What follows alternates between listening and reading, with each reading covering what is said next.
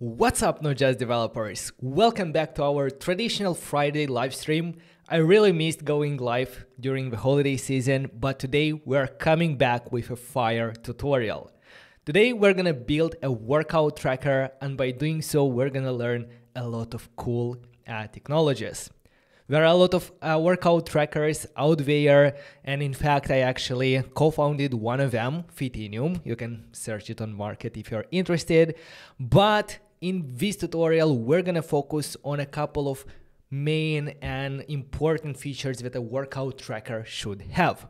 First of all, we're gonna focus on building the exercise database that we will be able to search, filter, view the details of different exercises. Then we're gonna build the logging experience in order to log your exercise sets while you're working out in the gym.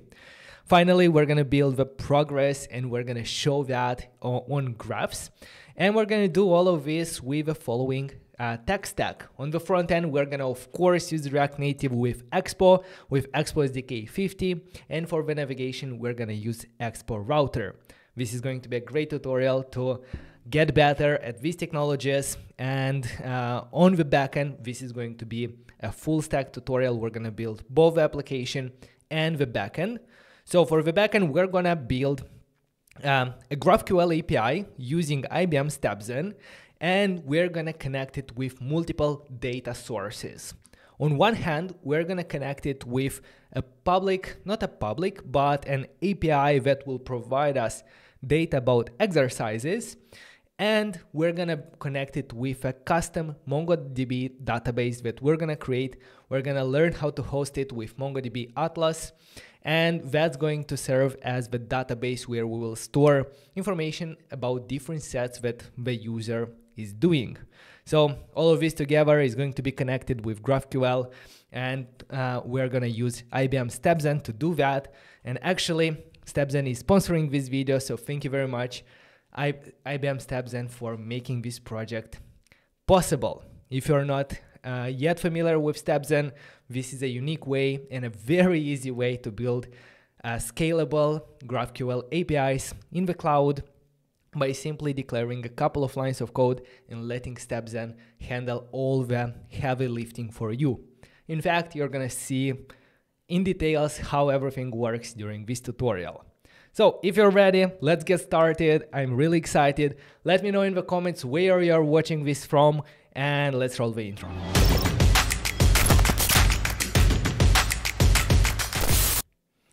As always, I prepare for you the asset bundle. You can download it at assets.nodejs.dev/workouts.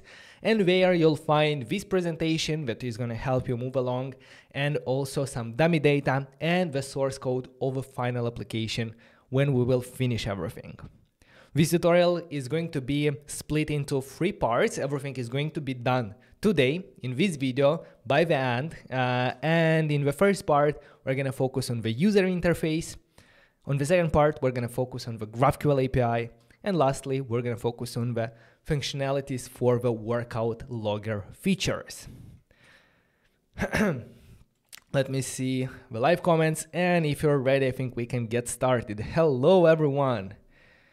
Faisal is saying that he watched all 24 videos from December. That's exciting. Yes, we did a lot of tutorial in December. Anyway, let's get started, and I'm gonna come back to the live chat throughout that tutorial, but we are limited by time and I really want to manage to do a lot of things today. So let's go ahead and start by initializing a new project using Expo.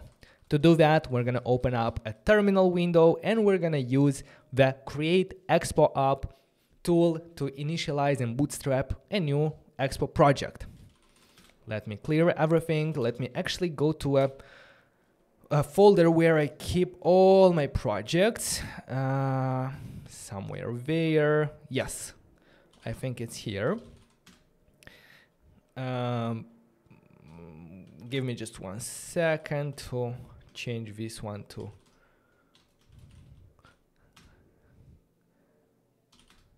yes. So now when you are navigated when you have navigated to a folder where you keep your projects, let's go ahead and initialize our Expo project. For that, we're gonna use npx. You don't have to have anything installed on your system other than Node.js and npm. And we're gonna use the npx that comes with Node.js, npm, and other tools. And we're gonna use the create Expo app. This is a little tool to initialize Expo applications. We're gonna specify at latest in order to take the latest version of this tool. And then we're gonna provide the name of our project. The name of the project will be workouts, and -t to choose a template. And I'd like to start with a blank template in order to help you and show you step by step everything that you have to do, including setting up Expo router, because if we start with a template and if you don't know all the things about Expo router, is going to be a little bit confusing to have like a initial project with a lot of files. So starting blank and doing everything ourselves is going to be the best approach, and I hope everyone will understand how to do and follow along and implement yourself. While we are waiting for our project to initialize, let me see the live chat. Volig the guy, hello from Russia, hello. Hello from Sri Lanka, hello Mishan. Let me zoom in a bit like this. I'm still testing with the, how's it called, the teleprompter. So I'm reading the comments from the teleprompter. Tanzania, East Africa, hello. The island of Guernsey. Where is that? Long time no see. Yes, it was like 3 weeks or something like that. I really missed going live. And yeah, we actually planned a lot of live streams for this month. We're gonna do probably twice a week because we have so many ideas. You also submitted a lot of project ideas during November, so really want to get in a lot of them. All right, so after we see this message, your project is ready. Let's go ahead and open it up. I can do ls to see that it actually generated this folder workouts in this directory. Go ahead and open it with your editor of choice. My editor of choice is Visual Studio Code, of course, and I'm gonna open it up using a shortcut code and the name of the folder that I want to open. If I check here, here is the project that was generated. Before we actually jump into the structure and files, I'd like to go ahead and start this project to see it running on a device, and after that we can talk about the project structure. So let's go ahead and open a terminal here inside Visual Studio Code, and let's go ahead and run npm start. npm start, in fact, will run expo start. That will start the Metro bundler. And this is going to be where our application is connecting and taking the bundle, the JavaScript code to run the application. We see here a QR code, and this is going to be the easiest way to run the application if you don't have the environment set up with Xcode and Android Studio. What you have to do is go ahead on Play Market or App Store on your physical device and download Expo Go application. After you have done that, simply scan this QR code with your physical device and you're going to be good to go and be able to see the application running. In my case, I'm going to run it on iOS Simulator because I have Xcode set up on my system, so I want for you to also see my simulator. But for this, in order to run on iOS Simulator, we press I. To run it on Android Emulator, we press A. And for these two options, we actually need a bit of environment setup. To run on iOS Simulator, we need Xcode, and Xcode comes with the iOS simulators. To run it on Android, we need Android Studio and the AVD emulators from Android Studio. Where is my emulator? Here it is. Is this the application that is running? Yes, if I press If I double press R, this will reload the application, and we see that it's actually bundling and taking the code from here. At any point in time, if you mess up something here in this editor and you don't see the menu, just click C and this will clear the terminal and show you the menu from where you can interact with your Expo server. Now, what we see on the screen is open up app.js and start working on your application. Let's actually do that. If we open app.js, this at the moment is the entry point in our application. And if instead of this text that we see here, if I'm gonna say hello world, save a file, it automatically updates and refreshes on the mobile phone without any kind of manual refreshing or so on. I'm also going to make sure to set up, maybe I'm gonna set it up a bit later, but no, let me actually do it now. This is an optional step. As you can see, everything is working fine, but my VS Code doesn't like that I'm using here JSX, and I will press on this JavaScript at the bottom, or maybe on this thing, and then configure JSConfig. This is adding a new file in my folder called JSConfig with some default configuration. And what I will have to change is this JSX. I will do React JSX. And now if I look at the app.js, everything is fine here. Again, this was optional. If you don't have any red warnings, you don't have to do that. In my case, I had to do it. All right. So here it is. Here is our app.js, and here is our first page that we see on the screen. What we're gonna need is we're gonna need some dummy data of a list of exercises, because the home screen is going to be probably a list of exercises. If we open one exercise, we're gonna see the detailed page of that exercise. If we look in this UI, the first step is done. We set up the project with Expo. Let's import the dummy data, and the dummy data you're gonna find by downloading the asset bundle. The link is in the description below. It's also somewhere pinned there, and you can find it at assets.nodejs.dev/workouts. After downloading this, you should receive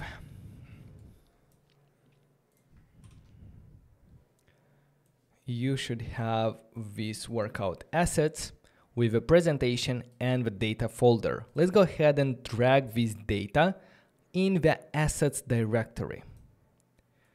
So if I open assets, now I have the data there, and in the data we have a JSON file with a list of exercises.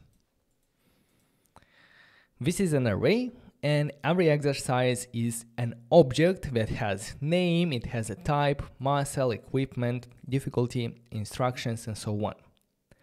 Let's go ahead and back in our app.js, and let's import our exercises dummy data. Later on, we're gonna query this data from our API, but I don't want to overcomplicate it straight from the beginning, so that's why I'm providing you with this dummy data so that we can focus on the UI first. Let's go ahead and import these exercises from where? We are in app.js, so we need to go first in the assets directory, but the assets is in the current directory. So dot, then assets. After that, we go into the data, assets data, and we take the exercises.json file. Now, if I go ahead and, for example, inside our application, if I go ahead and do console log exercises, where will we see this console log? This console log we're gonna see if we look inside the terminal that is running our application. That's where all the debugging errors, that's where all the console logs are going to appear. So as we can see, if we see this amount of data, it's a lot of data, then everything is okay and we imported actually correctly our exercises data. And here is a good way to explain, like if you want to go back to the menu, just press C on your keyboard and you're gonna go back to your application. From here, you'll see that by pressing R inside here, you're gonna reload the application. And for some reason, it didn't want to reload from the terminal, but if I double press R when focused on the emulator, it's gonna do that. Anyway, here we have a list of exercises. Let's go ahead and only console log the first one, the exercise at position 0. If we check, that should be an object with the properties difficulty, equipment, instruction, class, and name. Okay, let's go ahead and take this and store it into a separate variable called exercise, and let's take exercise at position 0, for example.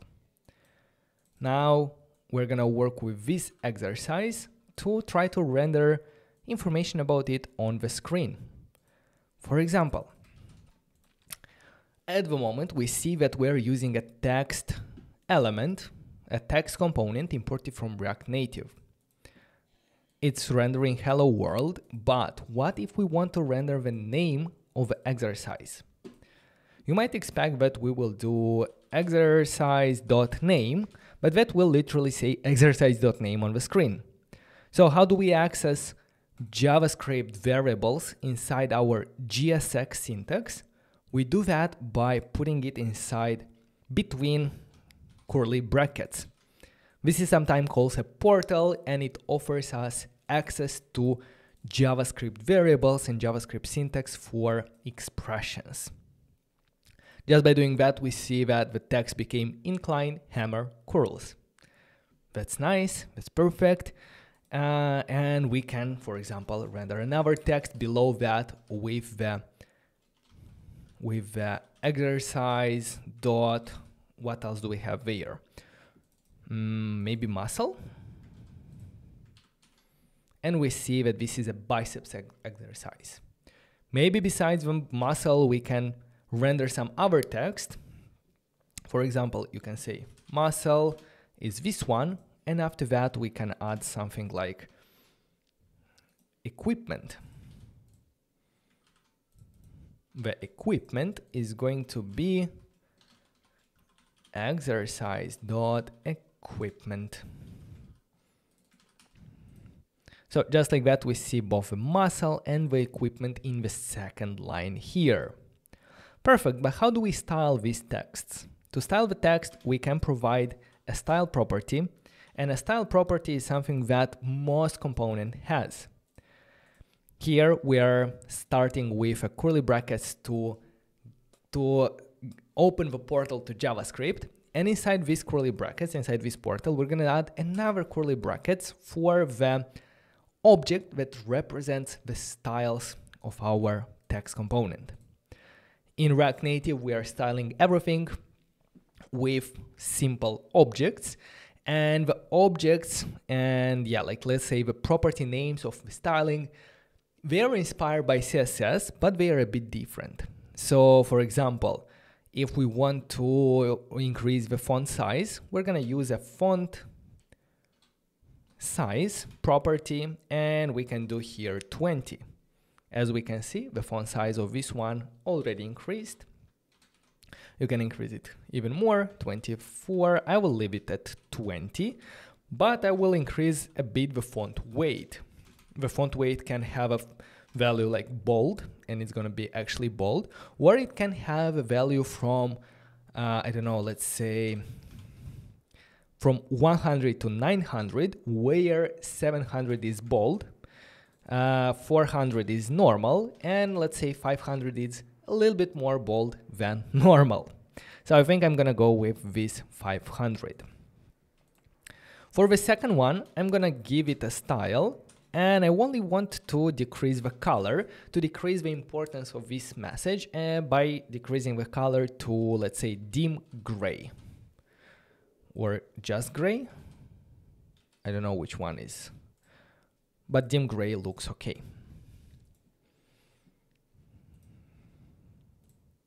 For the exercise.muscle, what I can do is I will leave it like this. So just like that, we are displaying and we are learning how to style a bit our texts. So far, we are styling everything with inline styles. That's okay. And in some cases, I do that as well. But as a best practice, we are trying to extract and separate the logic of rendering, which is our JSX, from the logic of styling that is here.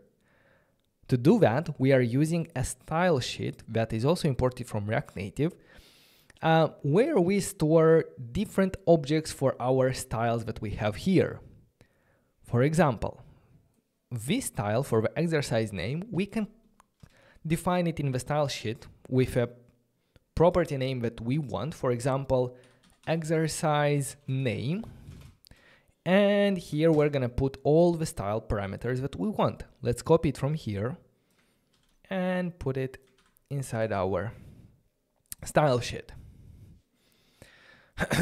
Now let's switch from an inline style to a style that we define using style sheet. To do that, as you can see, our inline style is this object that is the yellow curly brackets. Let's go ahead and delete that, and we are left with only one pair of curly brackets for our JavaScript portal, and here we can access styles.exercise name. Just like that, we have the same styles, but now they are not in line, they are separate from there. We can do that as well with exercise subtitle. And for the exercise subtitle, I'm gonna move a color that we specified there. I'm gonna move it here, and let's remove an object and let's access styles.exercise subtitle. Okay, that's fine.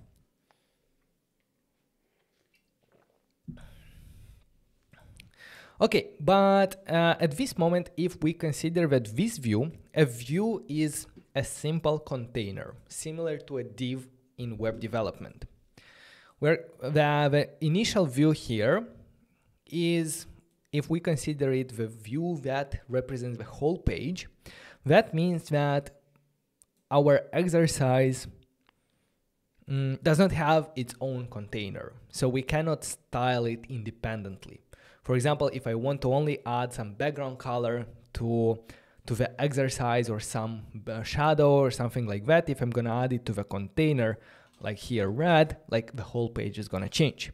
I want to add maybe some styles on the row that represents one exercise. For that, let's add some spaces here and let's wrap our text inside a view. This is a container, and now this view represents one exercise.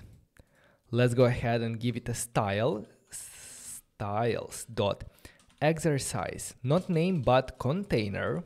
So far we didn't define these styles yet, but let's copy it and let's define the exercise container here. For example, if we want to change maybe the background color, I think a good way is going to be if the background color of the exercise row is going to be white, but the page is going to be something like a gray, maybe a Gainsborough. This is a very light version of a gray, or maybe like a snow white, but I think Gainsborough is fine. Now the thing is that, yeah, we have like the exercise container with white, but why is it so cramped? Well, one reason is that the container that represents the page has this justify content center. If I'm gonna remove that, we're gonna, the justify content center, let's leave it, but let's try to remove a line item center that makes the exercise container centered there. If I remove, now the line takes full width of the screen. We need some probably some padding on this container. So let's add padding 10 in order to make sure that the line doesn't go all the way till the edges of the screen. And inside the exercise container, we can also add some padding to have some padding inside this line. It's gonna look better if we round the corners using border radius 10. Yeah, I think that's fine. Border radius.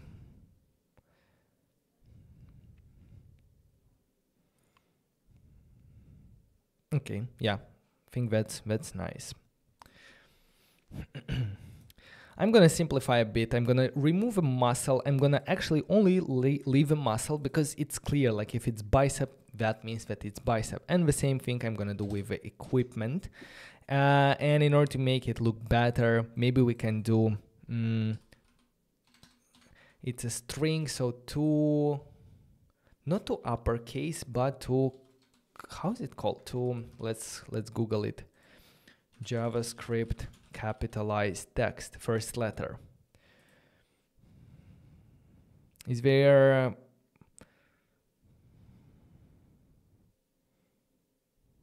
capitalize? Dot capitalize, will it work? Undefined is not a function.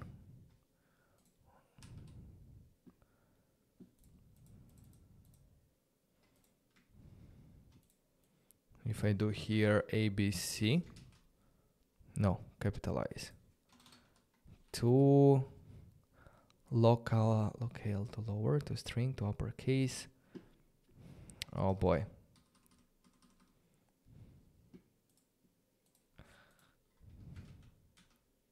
Let's do to uppercase everything.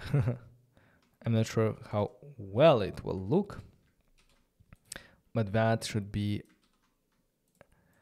exercise dot muscle,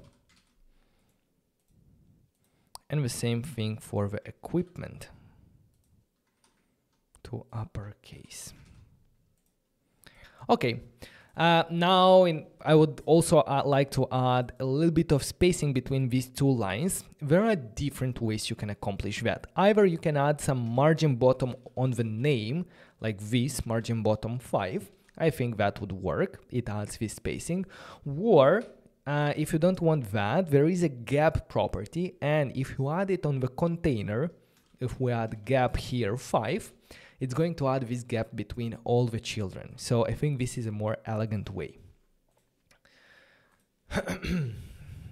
Okay, that looks okay. That looks nice. Maybe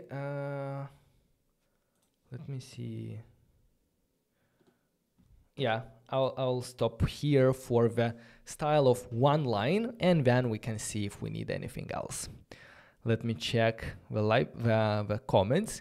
I think I will also do a commit so that you're gonna have a nice history of all the changes that we have done.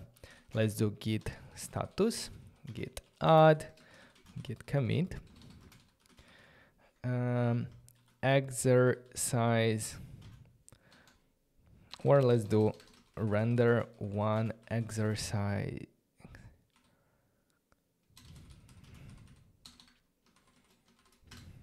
All right.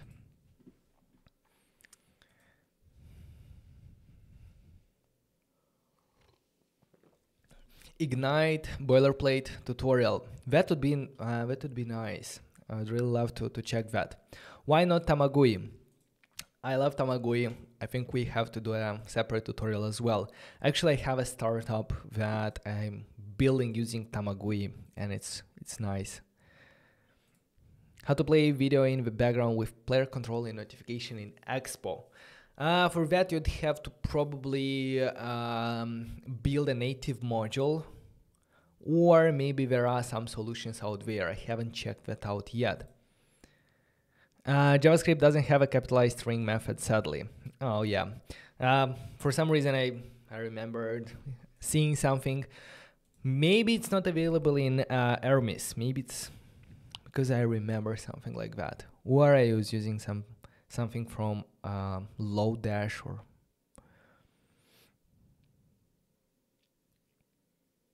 I was visiting your home country. It was nice. I managed to also do a lot of work, but to spend some time with my family. And I also managed to get sick twice. So that's not fun. That was, it was quite cold there, and we managed to get a flu, and it was nasty.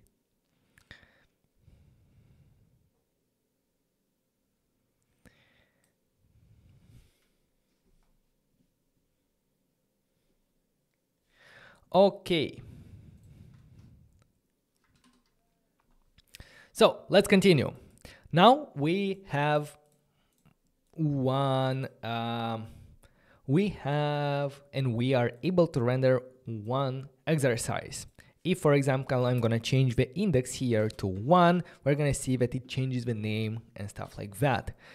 But how do we render a list of exercises? To do that, we have a separate component called flatlist in React Native.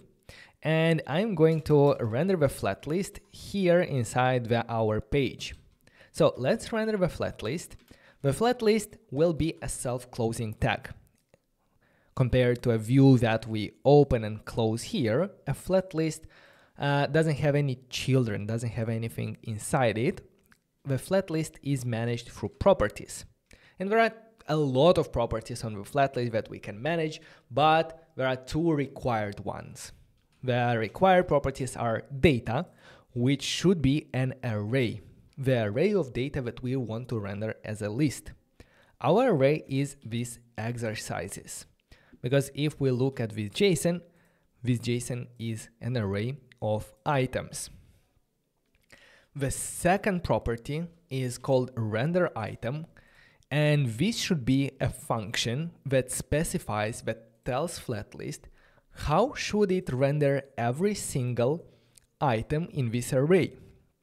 So that function, similar to a loop, is going to be called multiple times for every single item that we provided. And what we return from that function should be a JSX representing what user interface, what should we render on the UI for every single item there. Because it's a function, let's start by defining this render function. Sometimes if I just spit it out, like, it's going to be a bit confusing. So let's take it step by step. As I said, render function is render item expects a function that returns some JSX.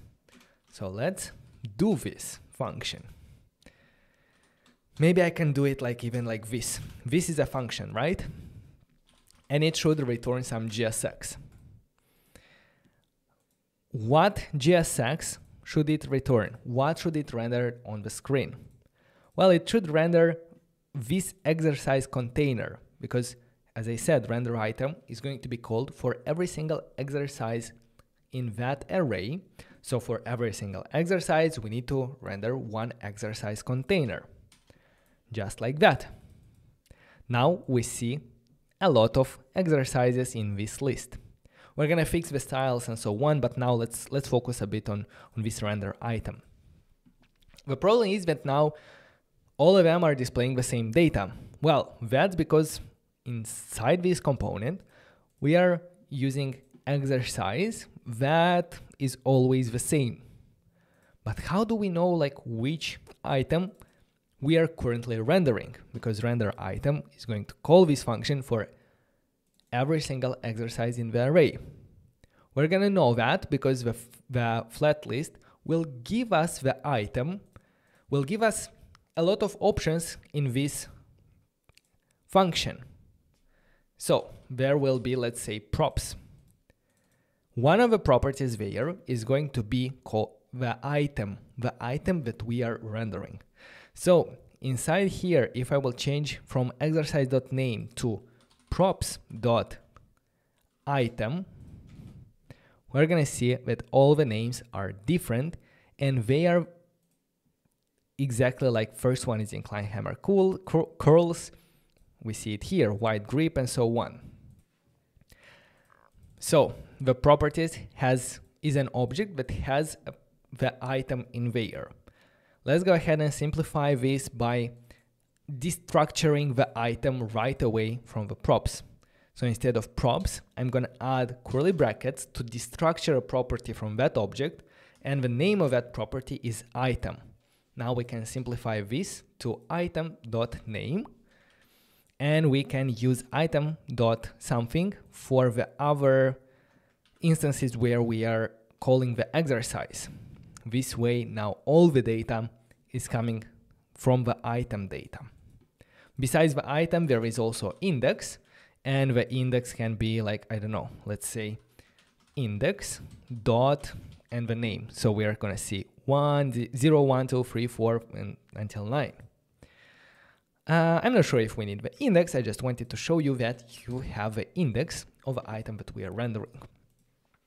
And because this is an arrow function, this can be simplified because we are not doing anything here. We're simply returning. So I can remove a return statement.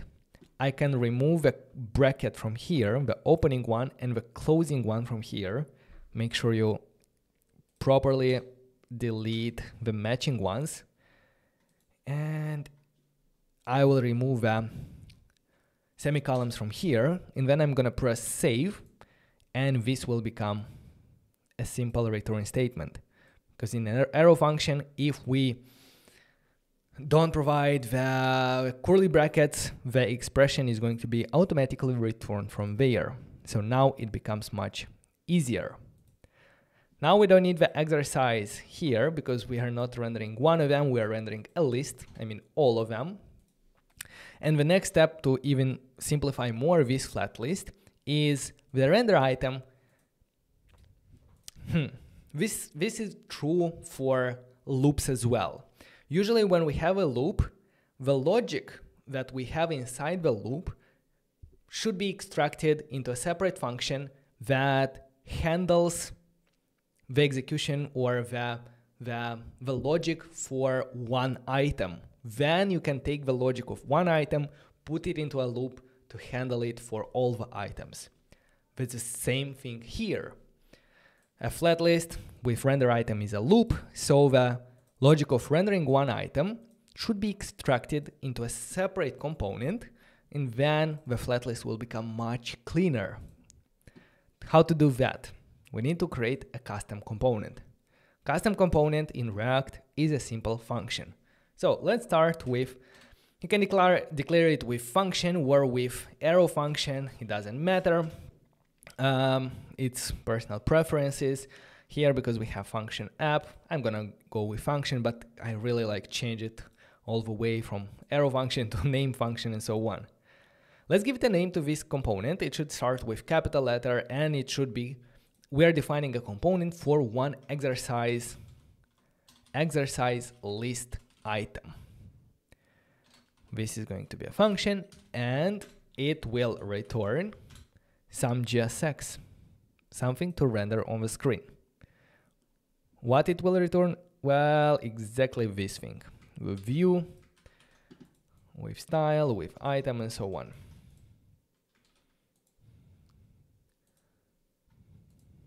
Come on, why I don't want to...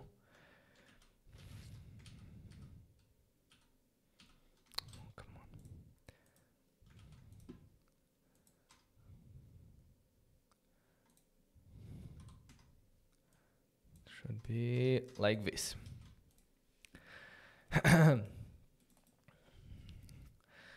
Well, where do we take the item from? The item is going to be a property of our custom component. A property comes from through here, through props,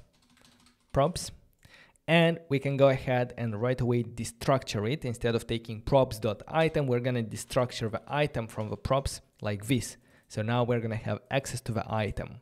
Let's go ahead and render the exercise list item in the render item here, like this. To render a custom component, it's similarly to how we render anything else that we use so far, like a view or a flat list. We are using these brackets. We are providing the name of our component, exercise list item, And because we don't have any children inside it, we are going to have it as a self-closing tag.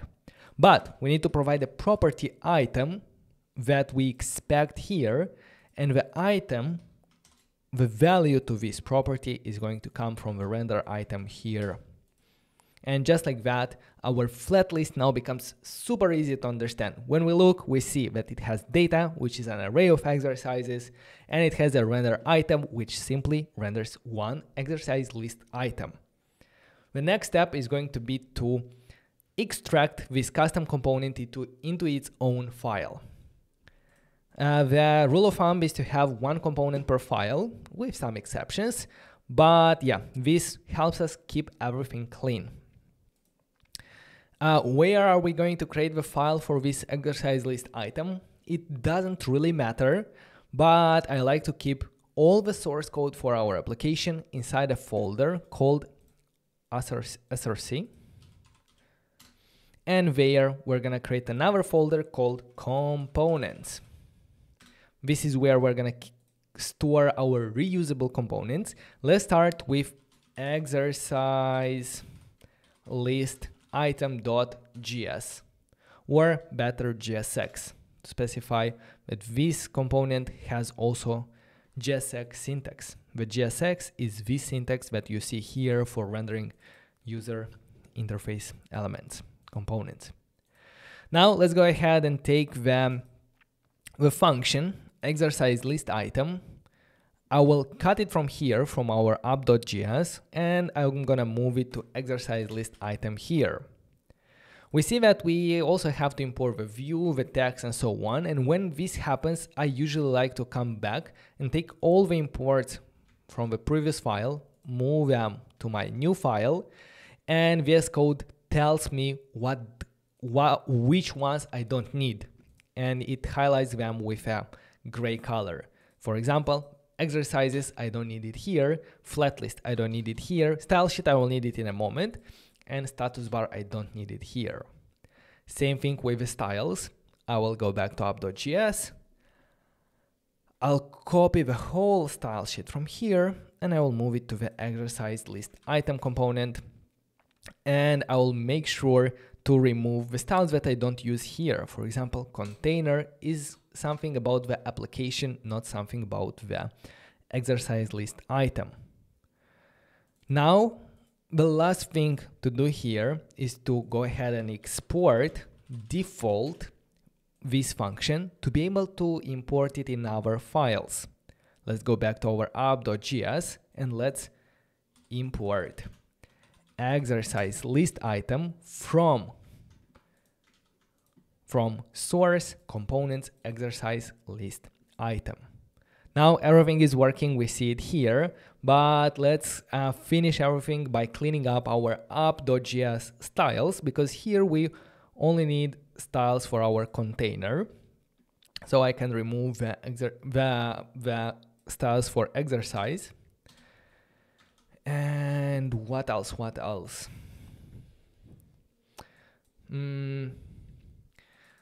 We think that our list is displayed below the notch. This can be solved with a safe area view. I don't want to get into that because this will automatically be solved when we will introduce navigation. So simply adding margin top 70 here will solve this issue. And it will even add, maybe not margin top, but padding in order to have the same color. Yeah, padding top like this. Now, how do we add space between these items that we have here? Well, one way would be to add some margin to the exercise container. But as I said, usually spacing between items is better managed using a gap property. We have a gap property, or if we add the gap property on the container, nothing is going to change because the container, even if it looks that it's the parent of our exercise list item, in fact, the parent of our exercise list item is a component inside flat list. So the flat list renders a component and then it renders inside all the exercises. What we can do is we can provide here a style property, and we can provide this gap here, gap 10.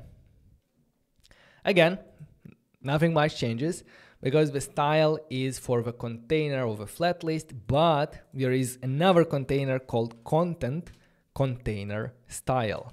And if I add there, only now it will work. So 5 probably is going to be better. Perfect.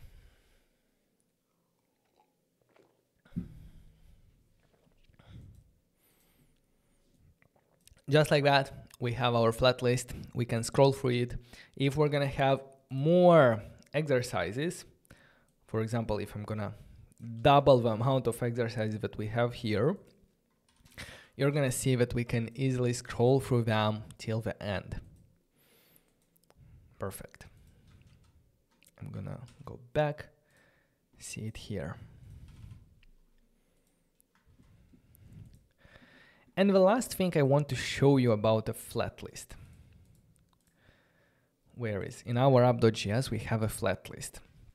Whenever we render lists of item, either with a flat list or by simply mapping through an array and rendering them, they should have a specific key property in order for React to properly cache them and re-render only specific elements. In a flat list, this key can be automatically handled for us, and this is happening when our data has either an ID or a key property. Because our data doesn't have an ID nor it has a key property, what we can do is we can tell the flat list how should it extract the key from our data. Key extractor is a function that will receive the item, and from the item we have to specify what is a unique key for that item. Well, we can take the item.name in this case, and it will use the name of the item as the key. It will work perfect in a lot of cases. It might not work well if you have duplicated names. For example, if inclined hammer curls is going to be for both of them, we're gonna see this error, encounter 2 children with the same key. So make sure that your key is something unique that identifies the item. And if you have an ID or a key, you don't even have to bother about the key extractor. It's going to be taken automatically. Perfect. So now we assume that the names will be unique. So we leave this key extractor name. You can also take the second parameter, I think is the index, and you can have a combination of name plus index. And in that case, even if the name is unique, it will have an index at the end, which will make the whole combination unique. All right, but yeah, I'm not sure if I need that, but we can. Let's leave it like this. And if I reload the application, let's make sure that we don't have any errors. No, we don't. I'm gonna go ahead and do git add, git commit. List of exercises. Perfect.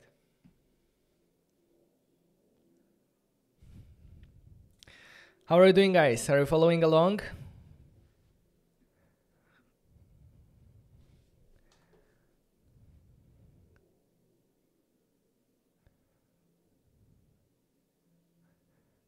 Connected from Kenya. Hello, Brian. In style sheet, you can provide text transform capitalized. That's perfect, to be honest. And yes, it will work. So this is a little trick about styles. That's where I was taking it from in the exercise list item. If I'm going to but in that case, I will need to, let's see, remove them from here.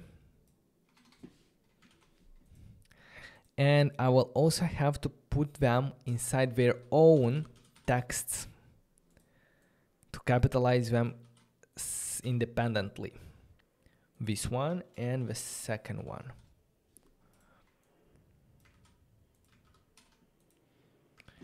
and I will provide here a style, styles dot, I don't need the exercise here, I need, I don't know, sub value, something like that. And I will give it to the second text as well.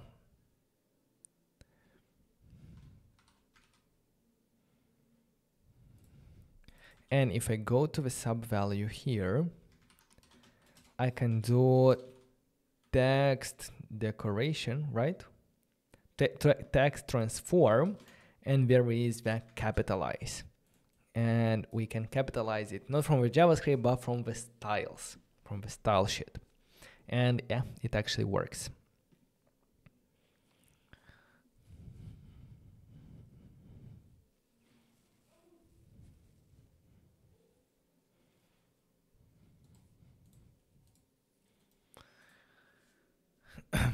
Okay, perfect.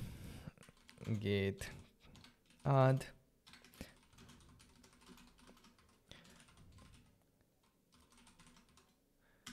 Capitalize. Thank you very much for mentioning that.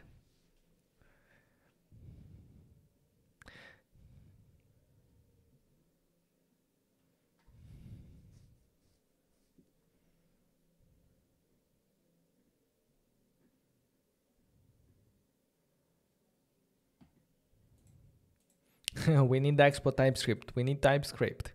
It's super easy to add TypeScript. Just simply rename app.js to app.ts and rerun the project, and Expo will automatically detect that and configure your project with TypeScript. So yeah, you can do that. I'm not sure if I want to do that right now. Maybe I will keep it simple with JavaScript, to be honest.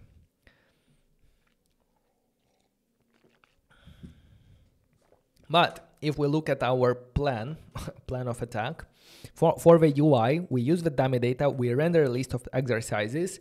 The next step is going to be to use Expo Router to set up the navigation in order for us to create the exercise details page. That sounds like a plan, and we can get started with that. First of all, Expo Router. What's up with Expo Router? Well, usually our applications have multiple pages. It's rare that we have one-page applications. For that, we need a navigation library. The de facto navigation library so far for React Native application was React Navigation. It provided different types of navigators like tabs, stack, drawers, modals, and so on. But the thing about React Navigation is that we had to create the screens, that's obvious, but we also had to separately configure these screens into, for example, let's say these tags, and we had to build the navigation tree ourselves. I wanted to show you an example. I cannot find something interesting, but you can imagine. Now, I think 1 year ago, Evan Bacon worked and launched the Expo Router. Expo Router is the first file-based navigation system for React Native applications. How does it work? It works by, as a developer, we simply create files and folders in a specific structure, and it automatically maps them to screens in our application. So we can focus only on building screens and not thinking a lot about configuring them into the navigation tree and so on. It comes with additional benefits like deep linking, and after, yes, initially it's a learning curve, it's something new, it's something different, especially if you haven't worked with other file-based navigation systems. But after you get used to it, it's really simple to add new screens, to restructure them in your navigation tree. However, if you had experience with Next.js, for example, which also uses a file-based navigation system, it's going to make sense for you a lot easier. So that's what we are going to use today. Let's go ahead and find the documentation of Expo Router. And another note is that Expo Router is built on top of React Navigation. It's not different. It only helps us set up the rack navigation. It only sets up the rack navigation for us, and a lot of configuration for different screens where they are coming from rack navigation, and sometimes we actually have to go, for example, to see how to configure a tab navigator or how to change the icon or something like that. But let's go ahead into the Expo documentation for the Expo router, and let's go right away to the installation. The quick start shows us how we can start with tabs, but I wanted to show you how we can start from blank and set up navigation ourselves. So let's scroll until we see the manual installation. In Expo SDK 50, which was released a couple of days ago from at the time of recording this live stream. If you watch it later, it's going to be probably longer. So the Expo SDK 50 works with Expo Router version 3. So let's go ahead, and the first step is to create an Expo project. We already have that, check. The second step is to install the dependencies. So for SDK 50 and above, let's copy this list of dependencies. Let's go in our project, let's open the terminal, let's clear the terminal, and let's paste the command. It will go ahead and install the Expo router and a couple of other dependencies that Expo routers needs, like React Native screens, like Expo linking, constant, status bar, and so on. Let's wait until that happens.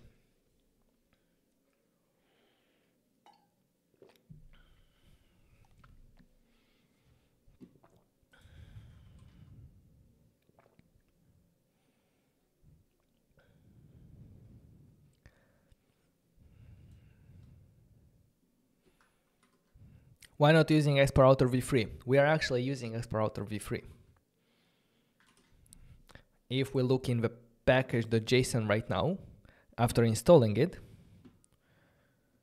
we will see that we have Expo Router version 3.4.3. Maybe it's going to be different for you, but it at least should start with 3. Perfect. Let's go back to the documentation. And we need to set up the entry point. At the moment, our entry point, as I was saying, is this app.js. And if we look in the,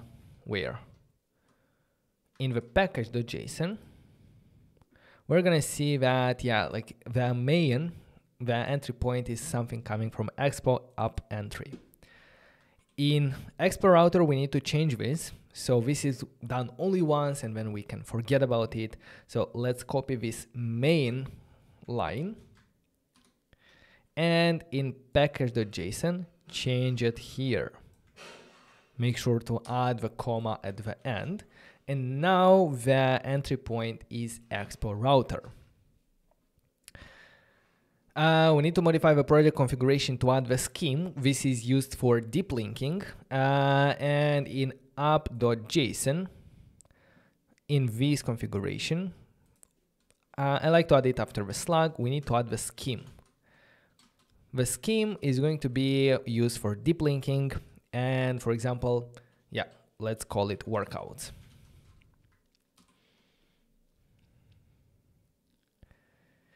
We can also install a couple of additional dependencies, and out of the box, our application will also work on the web as well. Yeah, let's do that to follow like step by step everything, even though we don't need them at the moment. Let's install React Native Web and React DOM. These two libraries will allow our application to run on the web as well. The only thing that we have to change in app.json is to say that the web bundler should be Metro. Let's go to app.json. Let's scroll down until we see web, and let's add here bundler. We want Metro to bundle the code for web. Okay, the next step is to modify babel.config.js. And what we have to do is we have to add these presets for the Babel preset expo. Let's see, let's open Babel config.js. We have presets and it actually already is here, Babel preset expo.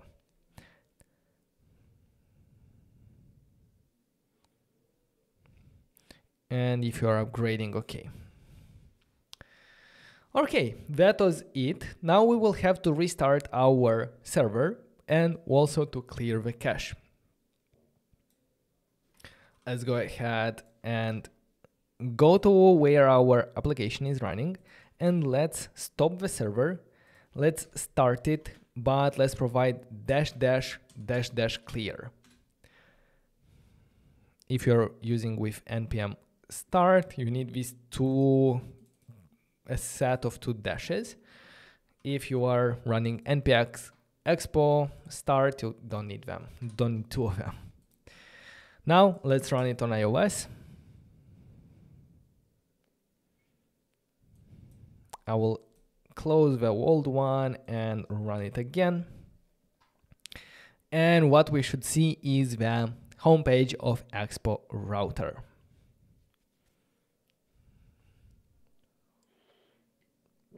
Welcome to Expo. Don't press this button yet. This is the homepage when we have Expo router installed, but we don't have any screens yet. Again, I said Expo router is a file-based navigation system. The way it works is it looks into a specific folder called app, and from the app directory, everything there are the screens that Expo renders. At the moment, we do not have an app directory. You can either create it in the root directory or also in the source as well. So let's go ahead in source, create our app directory. And this is the Expo router folder. Again, everything in here should be about screens and layouts. Nothing more, nothing less. And the first screen that we're going to define is going to be the home screen. A home screen usually is called index.js. Inside this home screen, let's go ahead and move everything that we have currently in app.js because that is our home screen. Let's move it to index.js. Let's save. And in fact, we no longer need app.js. So after you confirm that you copy pasted correctly, you can go ahead and delete app.js here because it's no longer needed. Now all the screens are inside the app directory. Let's go ahead and probably we're gonna restart it again, or I'm gonna reload to see if it sees the new screen that I added. If it doesn't see, just simply, yeah, it doesn't see. So, oh no, it actually sees. The problem is that now that we moved the code, the relative path is different. So assets is no longer in the current directory. It's a couple of directories above, like this. I think so. And the same thing for exercise list item, a couple of directories above. And let's reload. Yes, here we have our application using Expo router. And as I said, the problem with the header above is going to be solved when we include navigation. So in the container, we no longer need this padding top 70. I'm going to remove it. So now it looks like this. Maybe the Gainsborough, this is too dark. What is a lighter version of gray? React native colors. I can take like a proper color, but I'm lazy and I'm going to use something from here. Very, very, very light gray. Ghost white, I think it's ghost white, yeah. Yes, ghost white. Should it be ghost white? Maybe I should remove it from here, let it be white background, and in the exercise background here, let's use ghost white. I don't like it.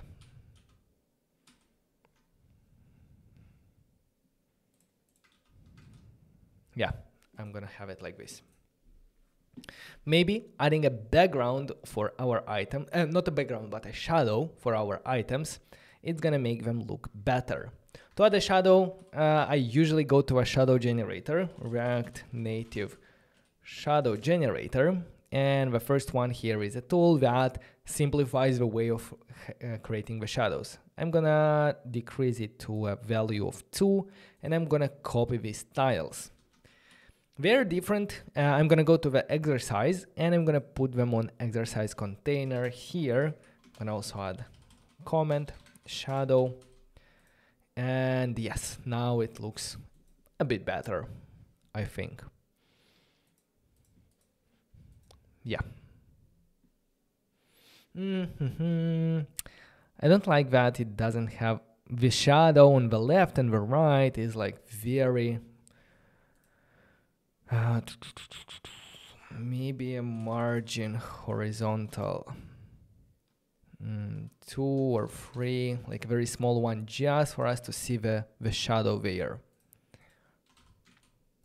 Yeah, now it's better. Okay, perfect. Perfect. Looks good. We have our React navigation set up. But why did we do that? We did that in order to have a separate page for the details of our exercise. Before I move to the next step, let me go ahead and commit everything. Set up Expo router.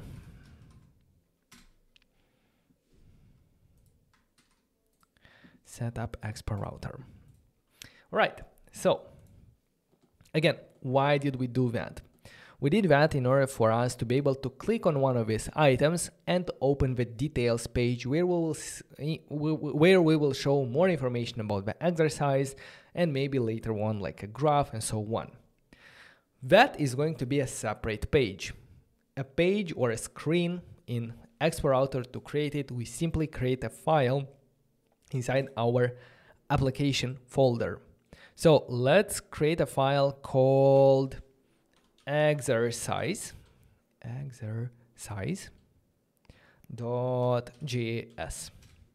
Here, let's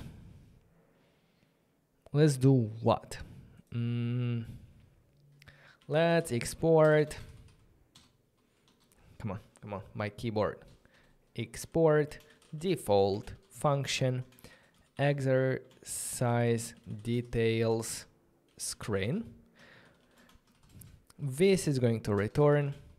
Let's start with a view that is going to represent the container of our page, and the view is imported from React Native. And let's simply render text here, exercise details. The text should also be imported from React Native.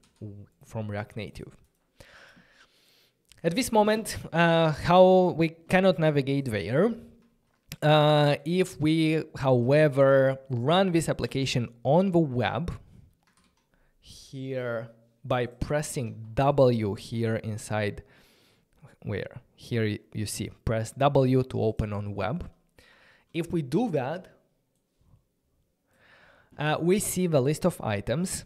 And on the web, navigating to a page is much easier because we can simply change the URL at the top. So at the top, if I simply add to the localhost /exercise, we see exercise details. That means that the screen is automatically created for us by Expo router. Now, I just wanted to show you that by simply creating this file and exporting a component, this component becomes the screen that is rendered when we navigate there. And the path of that screen represents the URL or the name of a file, including the different folders that it is inside. So for example, if it's going to be inside another folder, we're going to have to do multiple / for example, exercise / details. Now, we actually want to navigate when we click on one of these items, right? To do that, there is a component called link. Let's open exercise list item and let's import a link component from Expo router. Link from Expo router. A link is similar to a text component. So I will start, maybe you can just watch it for a minute, watch what I'm doing, because I'm gonna end up with a different solution, but now I just want to build towards it. So a link, as I said, is similar to a text component. and I can simply replace this text that represents the name of the exercise with a link here. A link, however, needs a href, similar to how we have on the web, the links on the web, and the href is going to be /exercise, because that's the name of the screen and that's the path of that screen. Exercise like this. Now if I simply press on the name, we see that we are going to the page, and I can probably swipe from here to go back, which doesn't seem to happen. But we're gonna figure it out and fix it in a moment by defining it as a stack. Anyway, to just go back, simply double press R to reload the application and you are back here. The problem is that right now that link only works when we press on the exercise name. If we press on the container, it doesn't work. In fact, yes, for that reason, I'm going to go back to having a text component here. Because we want to navigate whenever we press on the whole container of one exercise. So what I'm gonna do is I'm gonna wrap the whole view, the whole container inside the link like this. Link needs href.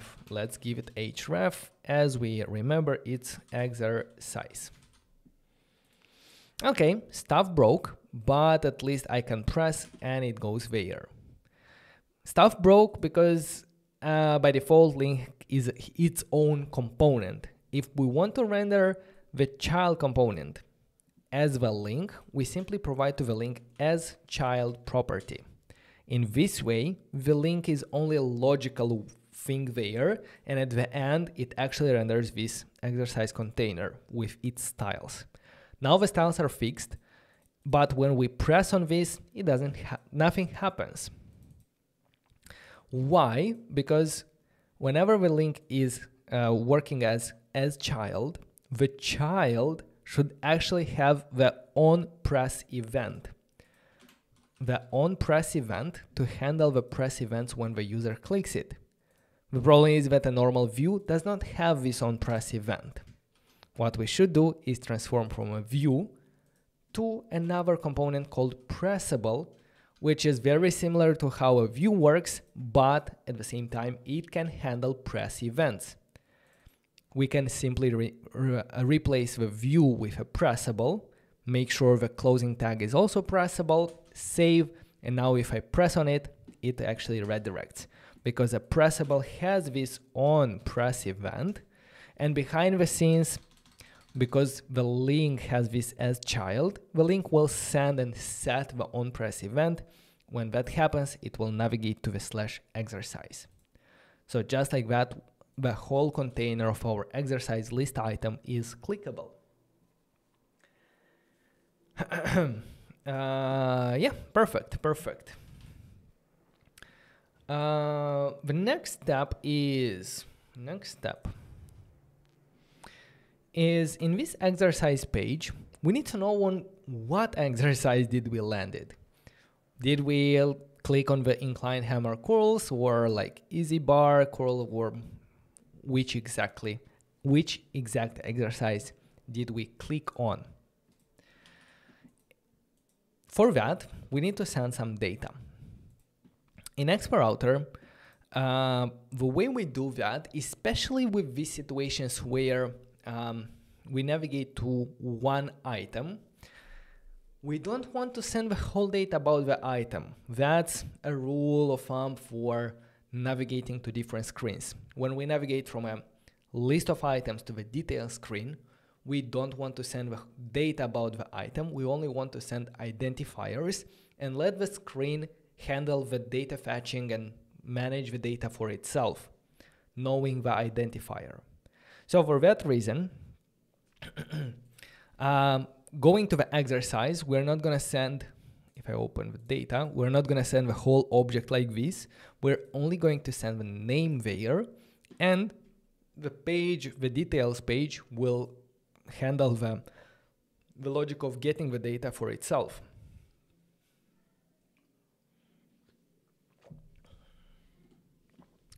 how do we send data? How do we have dynamic path parameters? To do that, instead of in the file name, instead of a normal exercise name, I'm gonna rename it and I'm gonna use the square brackets, and this represents a dynamic path parameter. For example, if I do here name, what we are going to get is, we are going to get here using a hook imported from use local search parameters imported from Expo Router, we can access inside our component params. We can access this data that is dynamic. We can access them here. And the parameters will have a property called name, because that's what we called it here. And we can do console log params. Maybe I'm not even gonna console log it. I'm going to do exercise details, and then I'm gonna say params.name. If I press on one of these things, we see exercise details exercise. Why? Because that's the value that we are currently sending when we click on one of the items. We are redirecting to /exercise, and if I will do here like bicep curl, and if I'm gonna press on them, it's gonna have bicep curl here. The fact is that we want this to be a dynamic property coming from the item. So what I'm gonna do is I'm gonna move from a normal string to a template string using backticks. This is below the escape button. And now we can, instead of the static string here, we can provide a dynamic path parameter called item.name. I'm not sure how the spaces are gonna work there, but let's check. If I press on the incline hammer curls, we see exercise name incline hammer curls. I'm wondering on the web how this works. I think that the link automatically URL encodes that, because in a URL we cannot have spaces. I can check that by simply running it again on the web. Going here, and if I press on the, for example, incline hammer curls, yes, indeed, in the URL, they are URL encoded. Perfect. So it simplifies a bit our work, because I was thinking already about how will we work with the name, will we have to URL encode it, but it automatically does that for us. And on the detail screen, when we access params.name, it automatically decodes it. And when we display it, it displays as the name of the item. So knowing the name, what we can do here is we can do import exercises from assets data exercises.json. And we can look through, later on we're gonna query it from the database, but now we can simply do the exercise that we want to display is going to be inside that array, and we're gonna find it by doing find, and here if the item.name is equal to params.name, that means that that's the exercise that we want to display. And because in some cases it can be missing, if we provided a different URL, we will check if exercise is null or undefined. We're gonna return here simply a text saying exercise not found. Otherwise, we're gonna return, for example, not params.name, but exercise.name, and maybe even exercise dot something else. So if I do this one, we see the name, but we can also have access to the other things like type, let's say, strength. What we can actually do is we can start from some of the styles that we have here with the exercise name and muscle equipment. So let's copy these text components from our exercise list item inside our details screen. And let's replace our current text with these two text boxes. We need a style sheet, so let's import a style sheet from React Native. At the bottom of a component, let's create the styles using stylesheet.create. And here we're going to copy the exercise subtitle, the name, and sub-value. These three styles, let's copy them here. And if I'm gonna go to that thing, well, it shouldn't be item, it should be exercise, right? Because here we're working with an exercise. So now if I will press it, yes, it has some styles already. Yes, it has some styles. And maybe I will add here a style on the view that represents the whole page so that it will be called container in order to add some maybe spacing to the whole page. Come on. Container. The container is going to have a padding 10, for example. Okay, now it's better.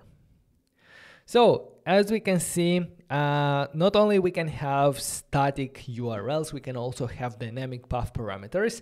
And this is usually how a lot of web application also works. For example, if you go to Twitter and you go to a user, it's going to be /username or something like that. On YouTube, that's the same. And now we can do the same concepts, the same logic on mobile as well, having this dynamic property.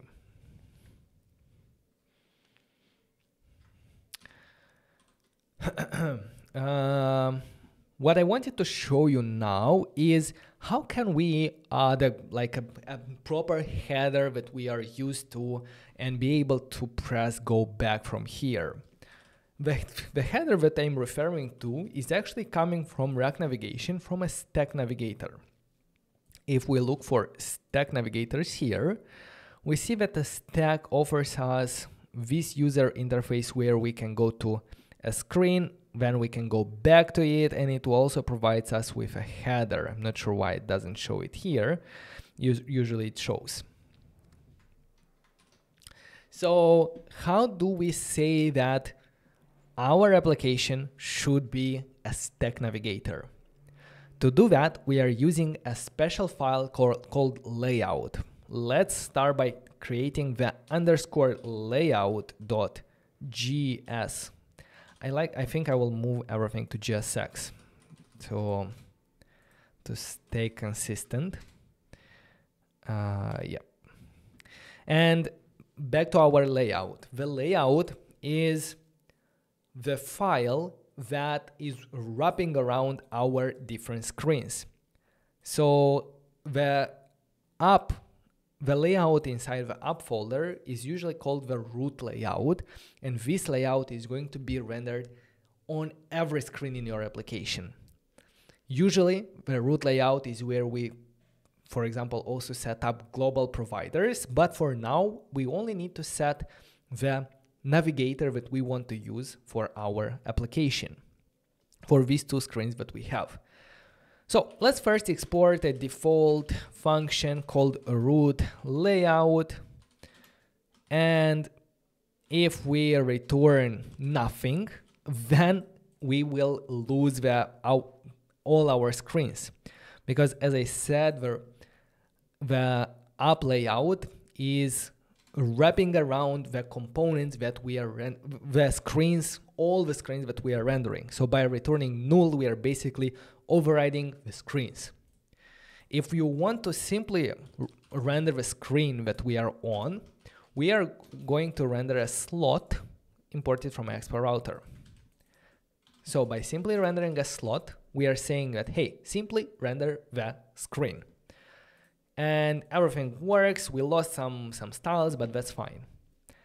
A slot is simply saying like, hey, render the screen. However, if we want to put this slot inside a navigator, like a stack navigator, a tab navigator, a drawer, and so on, we can do that by importing here a stack component from Expo Router and rendering the stack here.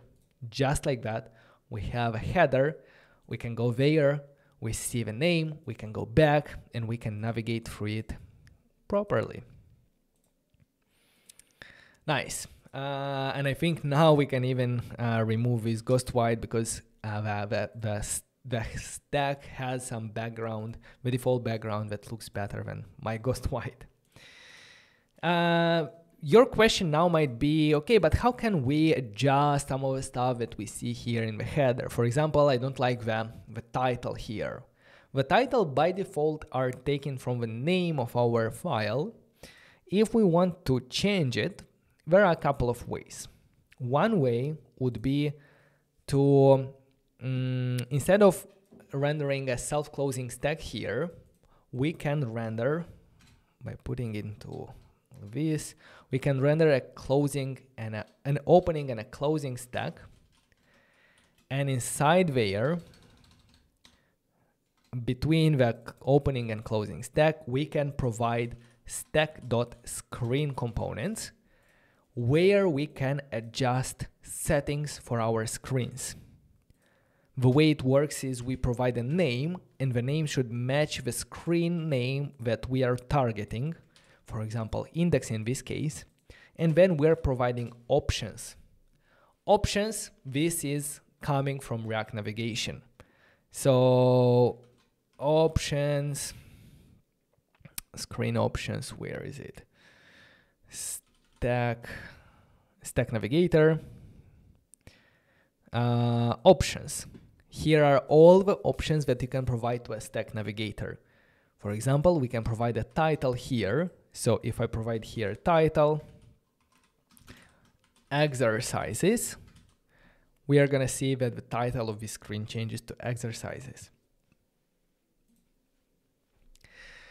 Another way of changing the options of a stack screen, one way is through the layout, where we render it here, but we can change it directly in the screen as well.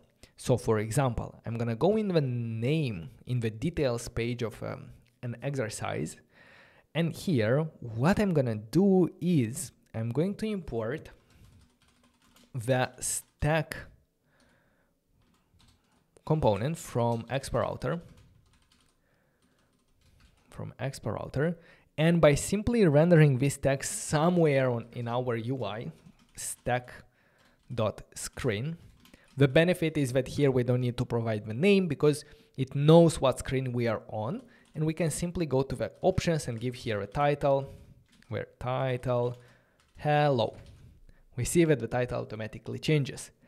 Another benefit of changing it directly from the screen is that we have access to the data here. For example, we can use, for the title, we can use exercise.name, and we're gonna see white grip barbell curl here, the name of the exercise at the top. So just like that, we saw how we can how we can set up a different navigator. In this case, we set up a stack navigator, how we can change some options for different screens from the layout, and also how we can change the options directly from a screen. Now we have a two-page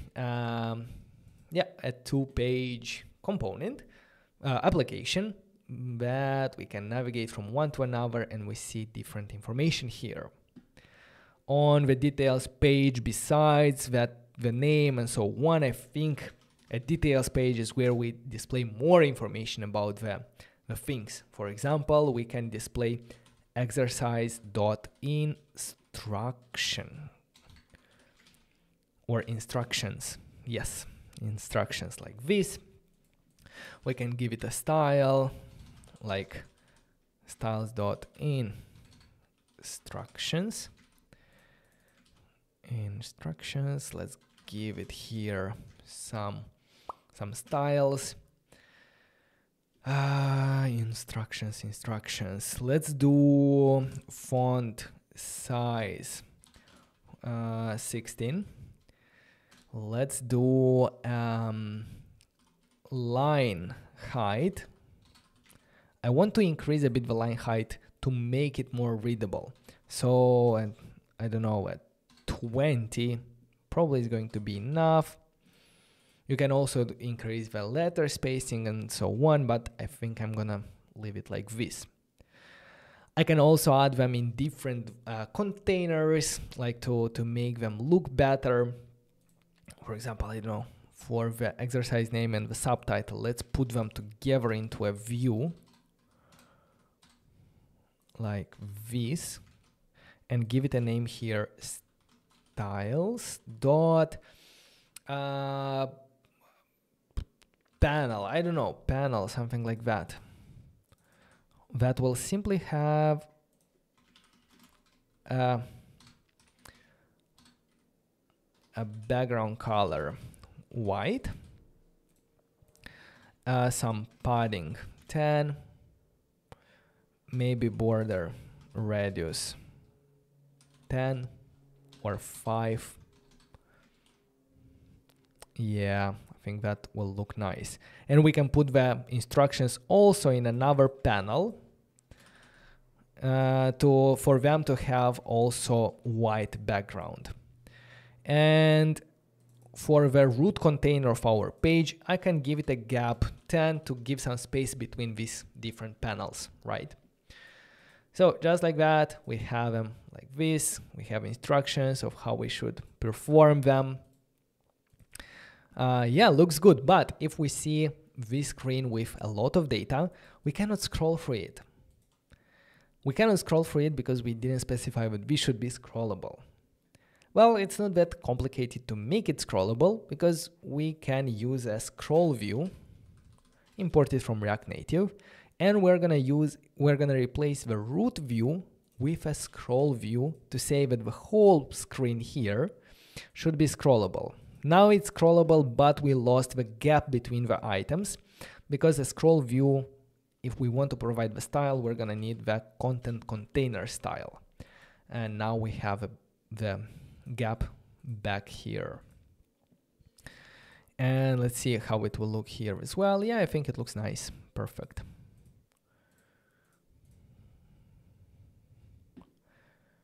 Maybe for the panel, like above the panel, should we add the text here, instructions? But I think it's clear like what it means. Well, the thing is that there is a lot of text. Do you want me to show how we can add a view more and view less button that can handle this kind of situations? Well, it's quite simple with some properties on the text component and a state variable. Maybe I will first commit everything and add this simple read more feature. Details screen exercise for exercise.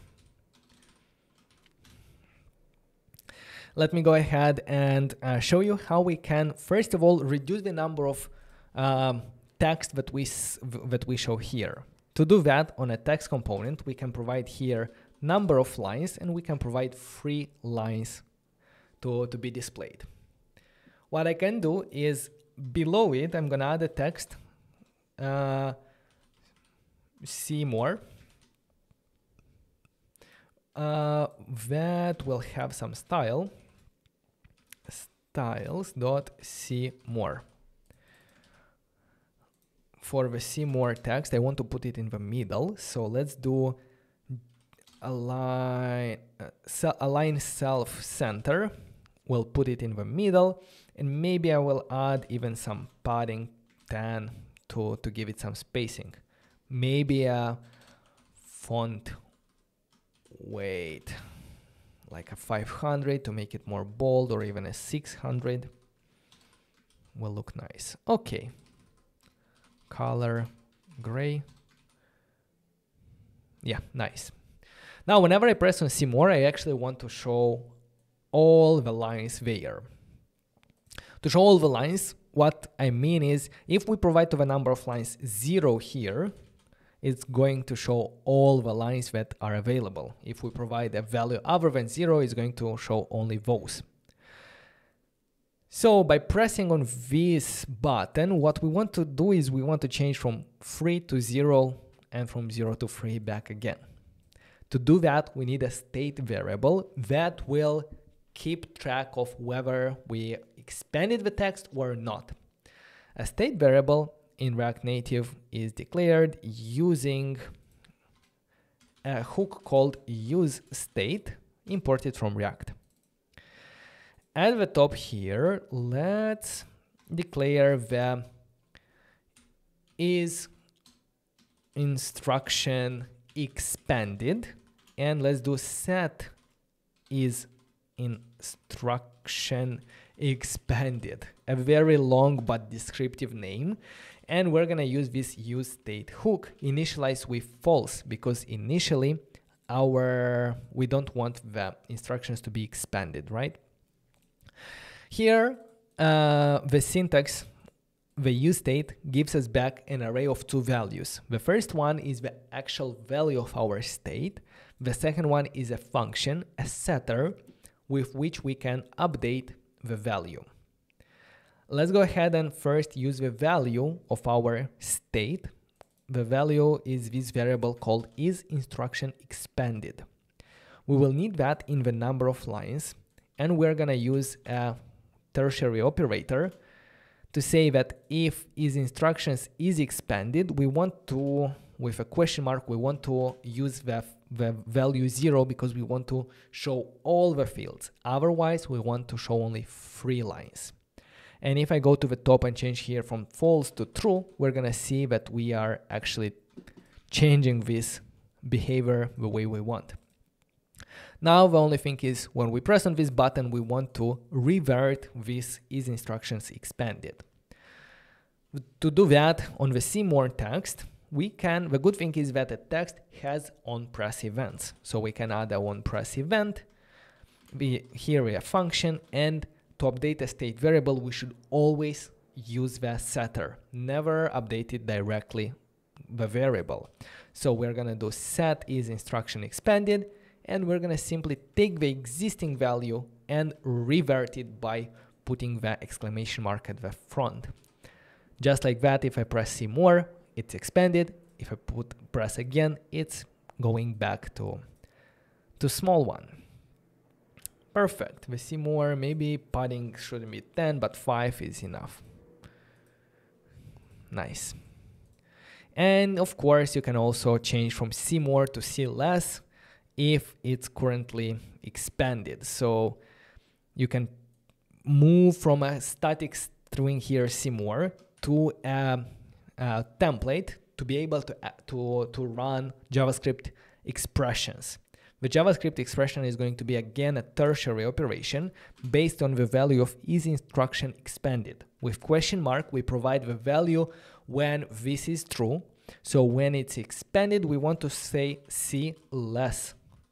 Otherwise, we want to see more. Now here we see more. When we press, we see that the label changed to see less. This is another conditional that is very useful to know how to use. And just like that, we have this logic, and we also learned about state variables with a very simple example. Git commit expand instructions. Perfect. How are you guys doing? Are you following along? I think we are ready. Actually, we are ready, and we are finished with the first part of the tutorial related to the user interface. We have set up a project with Expo SDK. We used the dummy data, we rendered the list, we used Expo Router, we learned about it, and we've also created the exercise details page. In the next part is going to be where the fun begins. In the next part, we're going to use IBM StepZen to create a GraphQL API that will get exercises from an API Ninjas. So while we take a small break, you can go ahead and create an account on API Ninjas. It's free. You don't need a credit card. And also create an account on IBM StepZen. It's also free, and you don't need a credit card. Let me put this in the comments because I really want to go to the toilet. And while you do that, while you create your accounts and get ready, I'm gonna be back and we can continue. So yeah, I'm gonna be back in 1 minute.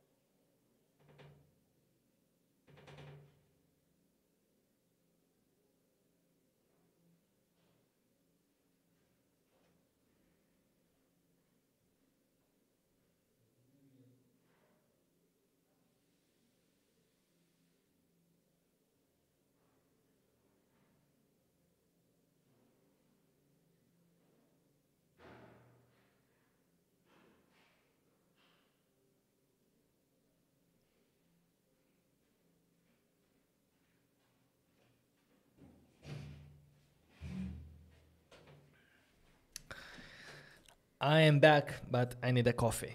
So, coming shortly.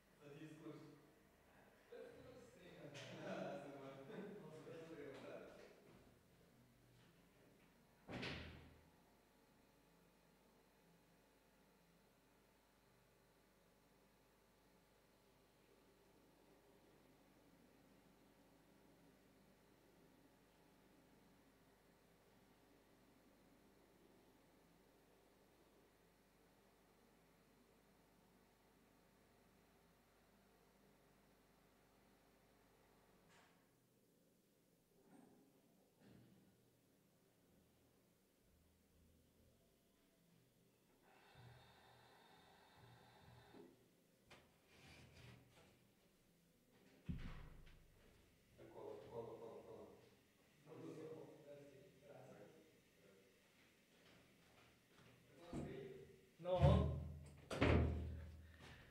Now I'm back. Have my second cup of coffee. Ready for the second part of our tutorial. Let me check the comments. Can you explain about the slot? It's kind of confusing.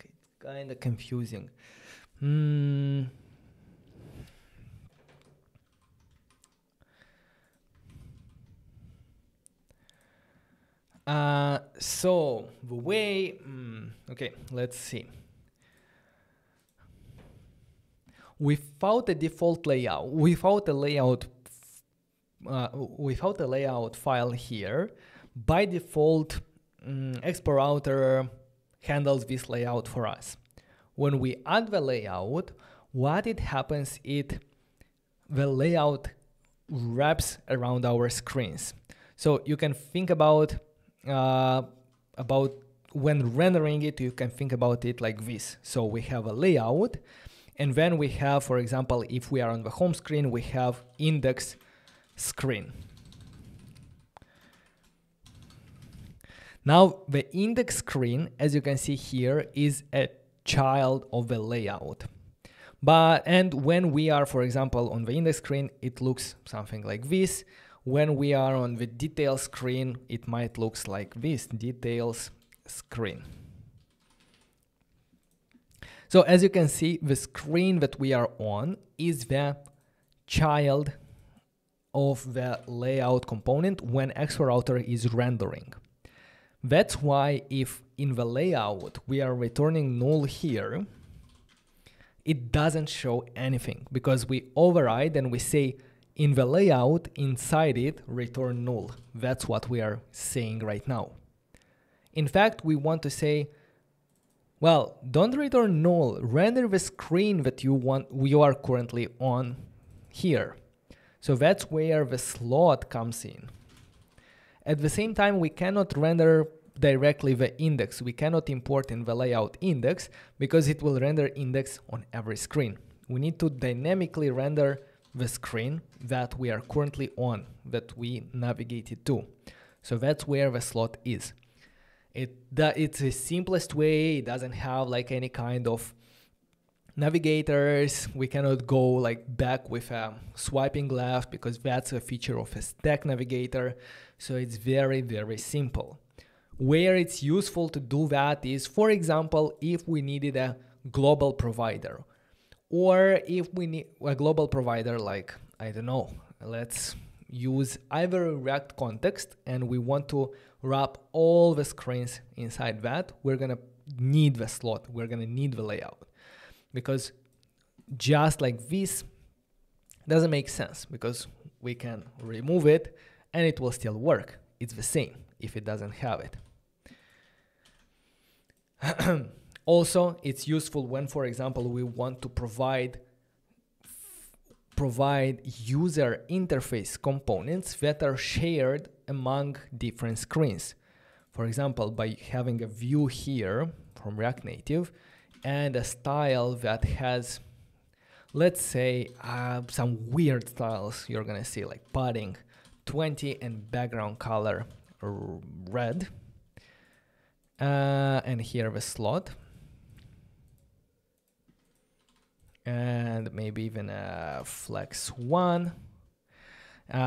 You're gonna see that this view in the root layout is something that is being shared between different screens, between different slots here. So we see the red background with the 20 padding on the home screen. If we go on the detail screen, we still see that one. So that's where layouts are useful. Layouts are useful for shared user interface between different screens and also shared behavior, like some logic of here, listen for notifications. This is a behavior that we want to happen on all the screens, right? You do it in the root layout. And we can put a stack here, and it will look very weird having this background, but now having a stack instead of slot, we have additional benefits. I'm gonna remove a view. I'm gonna only leave a stack. You're gonna see that it works like this. And similar way, we can have another navigators, for example, tabs. If we simply change from stack to tabs, we're gonna see that we have two tabs at the bottom, the index and the name, the two screens that we have here. So let me move back, or maybe even let me get status. Hopefully this makes a bit more sense. A slot we use when we don't need any navigators. We only need some kind of shared logic, or maybe shared UI, like custom view or a pop-up that you want to be shared among everything. And in any other cases where we actually need a proper navigator, like a stack navigator, a tab navigator, we're not using a slot, we're using a stack here. Because behind the screens, the stack is rendering the slot for us. Yep. All right. Let's see if we have any other questions. Do you think about updating Uber Eats? About Uber Eats. Uber Eats is a food ordering application. Actually, we have been working very hard during the last 2 months, and we prepared a pre-recorded, let's say, course that we are going to publish directly on YouTube. That one is 8.5 hours, 0 to hero tutorial that is going to come up real soon. It's 8 hours here, and it will help you build, it will help you build food ordering application similar to Uber, full stack. It's very in-depth, like it covers both front end, back end. It's built with Supabase and React Native and Expo. It also has notifications, deployments, two-sided marketplace where we have admins managing dishes, users. When users are completing, it automatically sends, it updates in real time. So it's a huge tutorial. If you're interested in that, make sure to subscribe to the channel right now, not to miss it in the future. And yeah, we're gonna publish it in the following weeks. Actually, we have so many content planned that I don't know when to publish it. Next week we have 2 or 3 videos coming.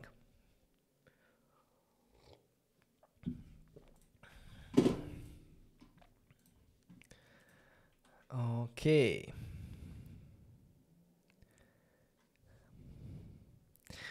Pablo is saying router v3 looks great. I plan to update from Expo SDK 49 to 50 soon. We'll update navigation then. Hopefully the upgrade won't break too many things. I'm planning to maybe do a live stream exploring that and also showing how you could upgrade an older version of Expo SDK to the latest Expo SDK. But yes, Expo router v3 looks really nice. Especially with API routes, it opens up the doors to a lot of new possibilities that in the past were not possible. Now we can have full stack applications written solely in Expo. Hola, ¿tienes algún problema con Google Cloud? Quiero consumir la API de Google Map. Más solicitado está JS o Type.js in React Native. My Spanish understood the question, but don't know the details. What exactly is the problem?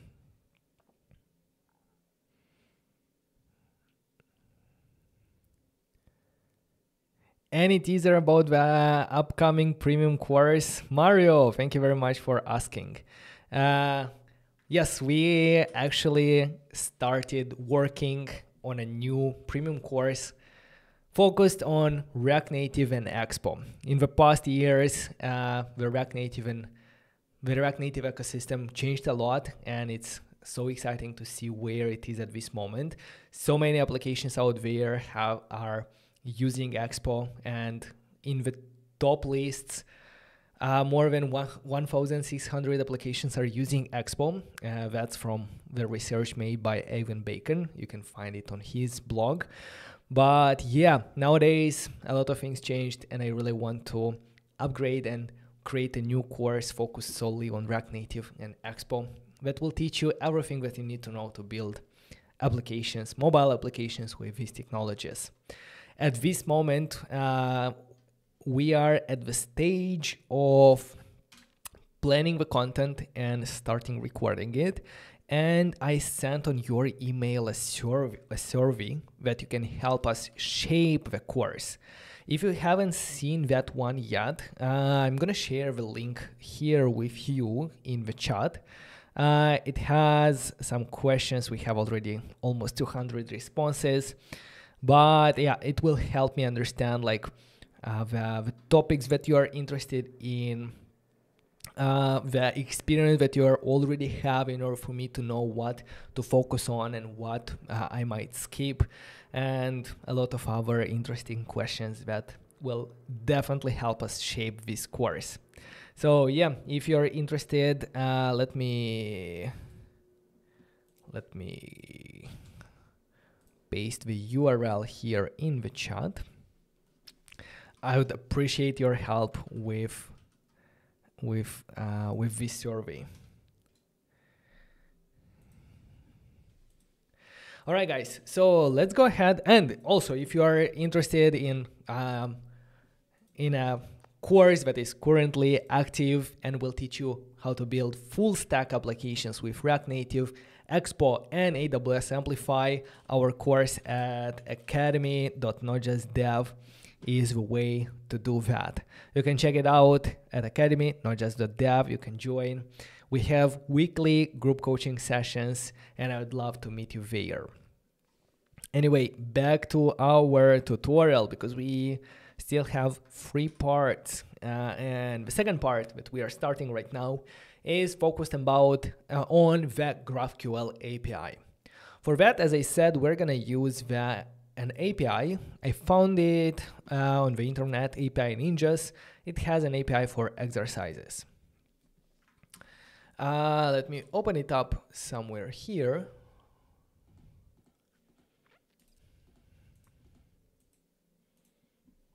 API Ninjas. You can create an account. They have a free tier with quite a lot of API calls per month, and you don't have to provide any credit card. In future, maybe you don't actually need an API for these exercises. Maybe you can create your own database of exercises, but I'm too lazy for this tutorial to create and define my own exercises, so I'd rather use a data set that is already existing out there.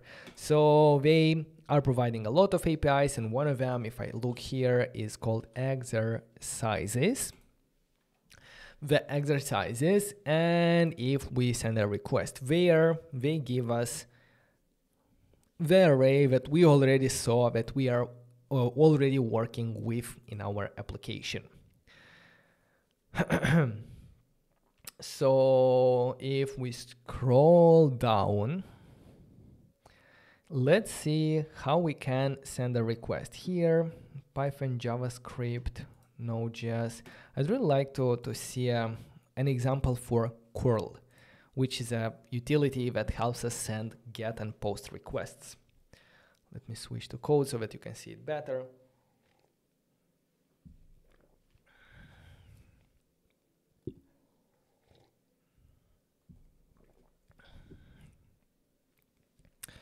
But yeah,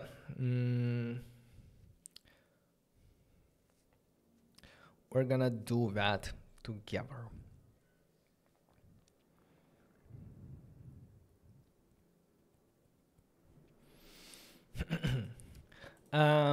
From the architecture perspective, how everything is going to work.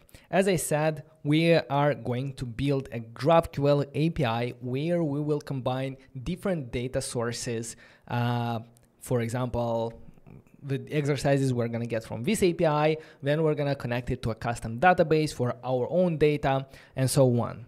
To do that, the best way and the easiest way is to use IBM StepZen, because it simplifies a lot of things to bring and create GraphQL's API, especially when we have different data sources. So the GraphQL API is going to be created with StepZen, and we are going to connect API Ninjas API to StepZen, and then from our React Native application, we're going to simply consume a GraphQL API. We're gonna do everything step by step, so don't worry. It's going to make a lot of sense as we move along. So let's go ahead and also open StepZen. Go to stepzen.com or follow the link in the description below, and you can create an account for free here as well. Let's go to, we don't need to go to the dashboard, we need to go to the documentation. Let's go to the documentation. And let's go to the install and setup. What we need to do is, first of all, we need to install the CLI command called StepZen. For that, we're gonna run npm install -g to install it globally, StepZen. Let's go ahead and do that in a terminal. I'm gonna open it here in Visual Studio Code. I'm gonna make it full screen. So let's start by installing StepZen CLI globally on our machine.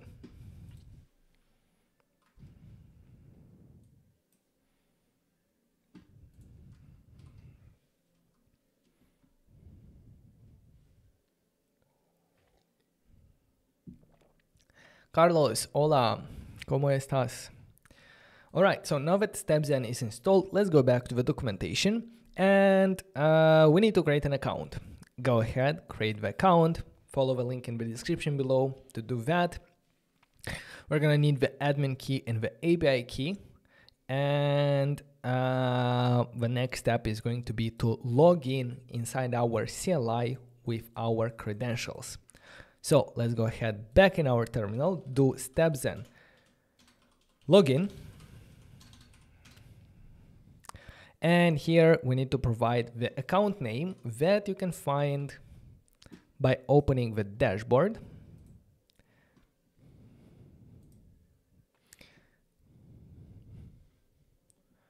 And here, if you open the side menu, the account name should be here. Or you can also go to the account where you'll find the account name, and the keys for your API. So for the account name, let's copy this account name from here, paste it in our terminal. For the admin key, go ahead and copy it from here. I'm going to hide a little bit my screen. I'm going to copy the admin key. And the next step, the next step is you have successfully logged in with your account. You can also check that with who am I? And we see that we are the account name, the name that we provided before. Perfecto. Now our Stepzen CLI is ready for us to start creating our GraphQL API. For that, let's go ahead and follow the documentation to the next page for transforming a REST API to GraphQL. That's exactly what we need, because the exercises API, this is a REST API that we need to transform into a GraphQL API using Stepzen. To do that, it's super simple with the command line. It's one line of code, and the line of code is called Stepzen import curl. Before we do that, I will first work with curl independently, because after we have this curl request, we can simply put Stepzen import at the beginning, and that will transform it and import and create the GraphQL API. As simple as that. So as I said, curl is a simple command line tool to send get and post requests. For example, what we can do with curl, the documentation is awful for curl, but what I can do is I'll check the URL that we need to send the request to. Let's copy this URL. Let's scroll down to the code example on the API Ninjas, the exercises API. I'm going to check JavaScript documentation, and I'm going to copy the URL from here. Let's go into the terminal and let's clear the screen. Let's do curl, and then we are going to paste the URL. Oh my God. Curl, and let's paste the URL here. No, muscle, let's do chest here. Why is it like this?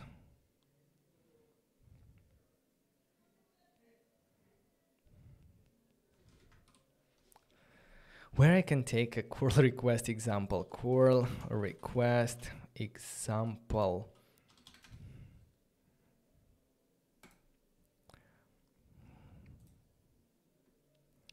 I need with headers.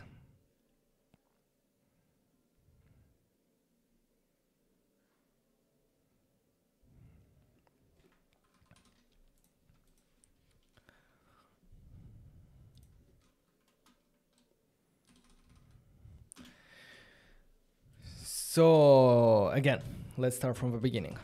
We need curl, and we need a URL that we want to request. Going back to this one, I don't even know which one, to JavaScript. V1 exercises. Yeah, it's basically not that complicated. It should be HTTPS API ninjas.com v1 exercises, and then we will be able to add variables like muscle and so on. So let's simply do to the exercises, to this simple URL. We see that we are missing the API key. The API key, if we look in this example, this is a header with a name X API key, and here we need to provide the API key. The header for curl is being sent with -h, and here we are going to the -h we are going to provide this header with the name XAPI-key. Inside a string should be x-api-key.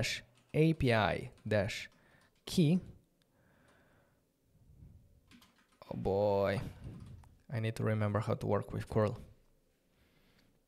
Accept, okay, then dots,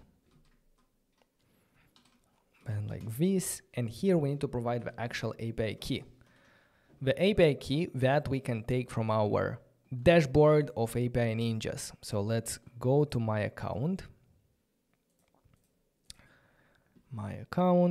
and here there is API key, press show API key, copy it, and let's go back to provide it here. Let's see, let's press enter.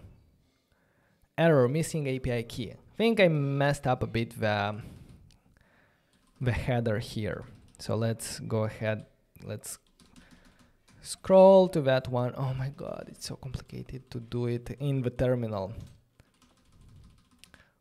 Change this one, try it again, and yes, now it works. So it's better to copy it and move it to a file by creating a simple text file here and pasting this curl command.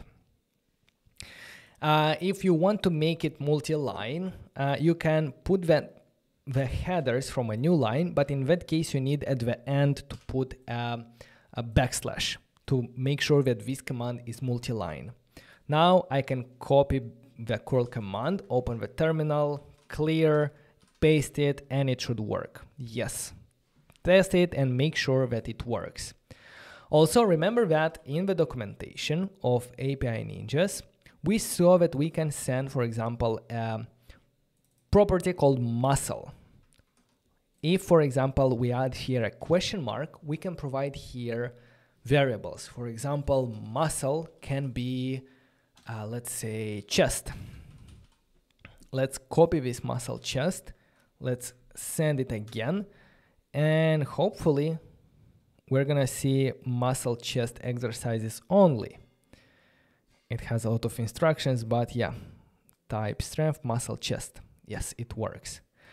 In a similar way, by sending different parameters here, we can query different kind of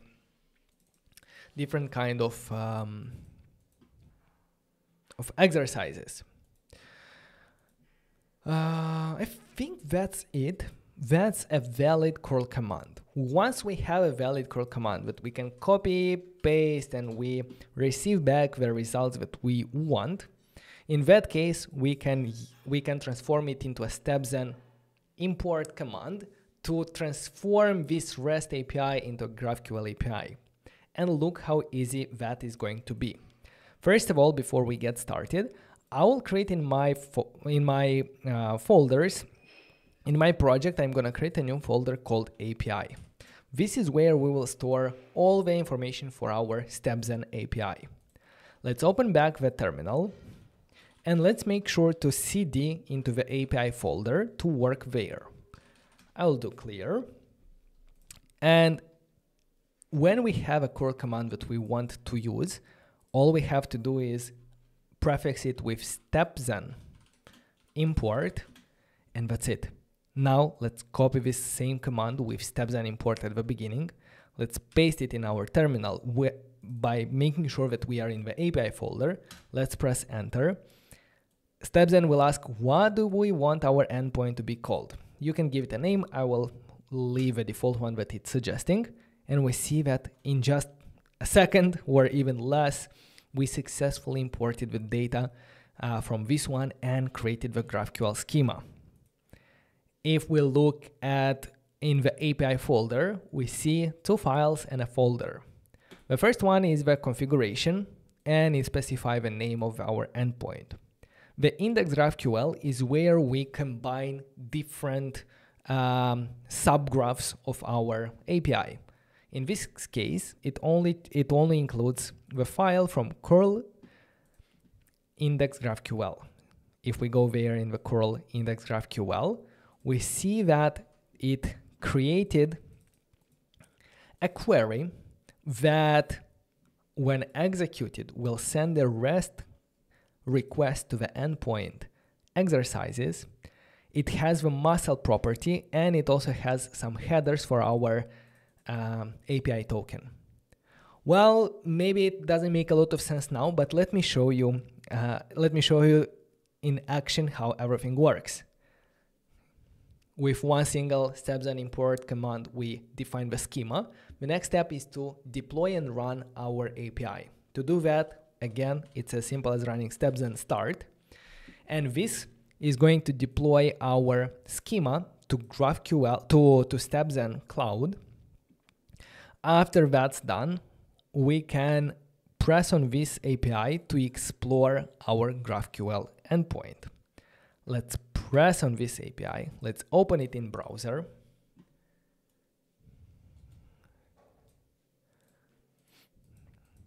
And here we have it. Maybe I'm going to put it at the beginning. And if I simply execute this query, we see some data, but we don't see anything returned. Why? Because here in the variables, we're going to see that we have a variable called muscle that we need to provide a proper value, for example, chest. If I do that, we see that we get back the data from the API. But the good thing is that compared to the REST API, this is a GraphQL API. And we can, for example, design the data that we want to return depending on the page. For example, in our mobile application, on the home page, we might only need the name, muscle, and equipment. Let's leave name as the first one, muscle as the second one, and equipment as the third one. That would be the design of a query that we would need on the home screen. If I run that one, now our API only gives us the data that we designed and that we asked it to give. And we see that it actually contains the only exercises that we asked for the muscle chest. How simple was that? It's always impressive for me how easy it is to create a GraphQL API using stepzen. It literally was 2 commands. Yes, we needed to make sure that we created this curl request, and I had to remember how to work with curl. But after we have a curl request, we simply add the stepzen import at the beginning. What's happening behind the scenes is that stepzen is sending a request, is analyzing the data that it receives, it's introspecting this data and parses it and automatically creates a schema for us. The schema in GraphQL, the schema is what powers the GraphQL because it represents the data structure and the queries and the mutations that we can run. So we see that every exercise has a difficulty of type string, equipment string, and all of this information we didn't have to create ourselves. Stepzen automatically parsed and created it based on the response from the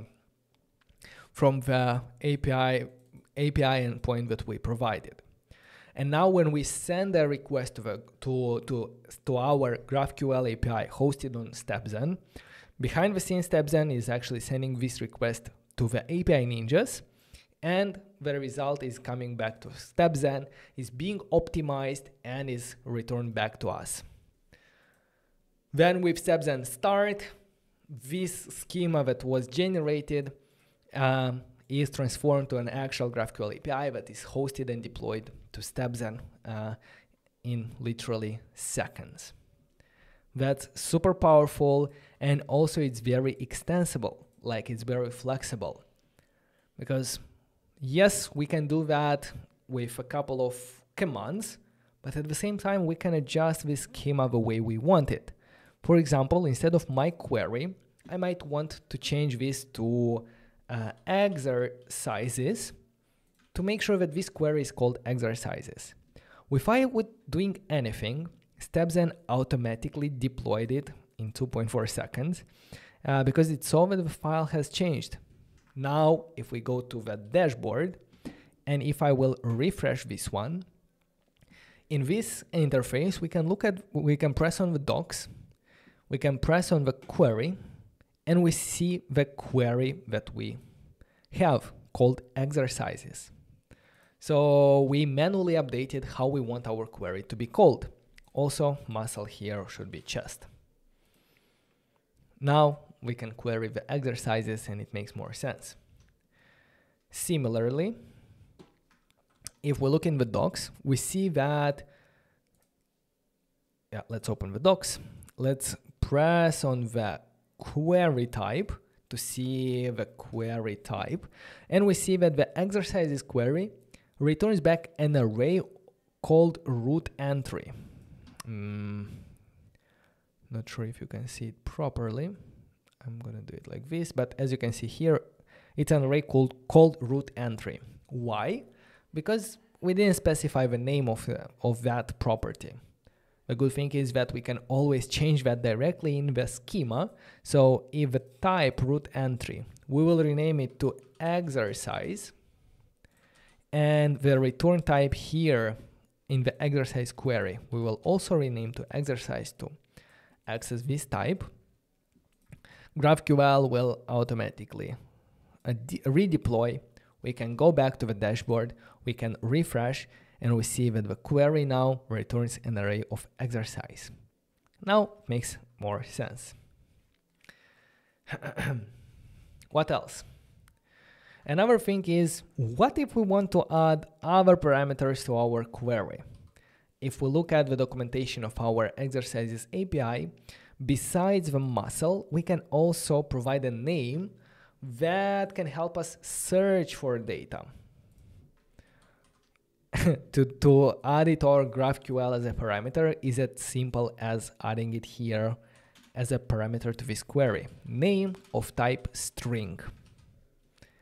If we go back to our dashboard, maybe here, if we refresh, we see that our exercises query has two parameters, name and muscle.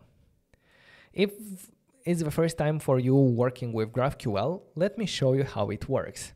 For example, right now we can, of course, query the chest, but what if we are looking for a specific, like, let's say, I don't need all of them, I need only the name.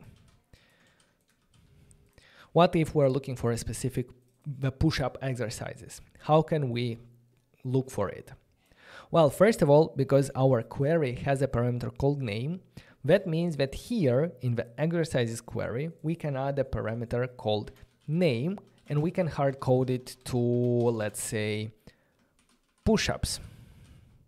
If I search, we're gonna see that we have 3 exercises that contain the word push-ups in it. Push-ups, bench push-ups, and bench push-ups. The thing is that we don't want to hard code it. We want to be able to send a variable, and this will make a lot of sense later when we integrate it in with our user interface, because we want to send a dynamic variable. To do that, we need to declare a variable on our query at the top, and the variable here in the query should be prefixed with a $sign. Let's call it name. We need to provide the value of the type of this variable, and it's going to be a string. Now, to the name property of our exercise query, instead of hard coding it, we're gonna send the variable name. So that's where we have that's why we have here name without $sign and here name with $sign, because name with $sign is coming from here, and here it only specifies the property name that we expect in our GraphQL query. Now, if I run it, it's gonna give me all the chest exercises. But in the variables field, if I will do a comma here and add the name push-up, it's going to, the name is going to be passed to this name here. This name is going to be passed to the exercises parameter name, and we are going to send it all the way to our REST API, and back we're gonna receive only exercises that contains your push-up name. Whew. Any questions so far, guys?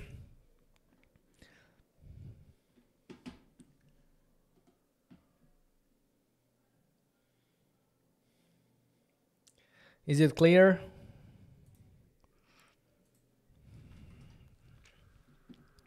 If yes, we can continue, right? Because yeah, let me check.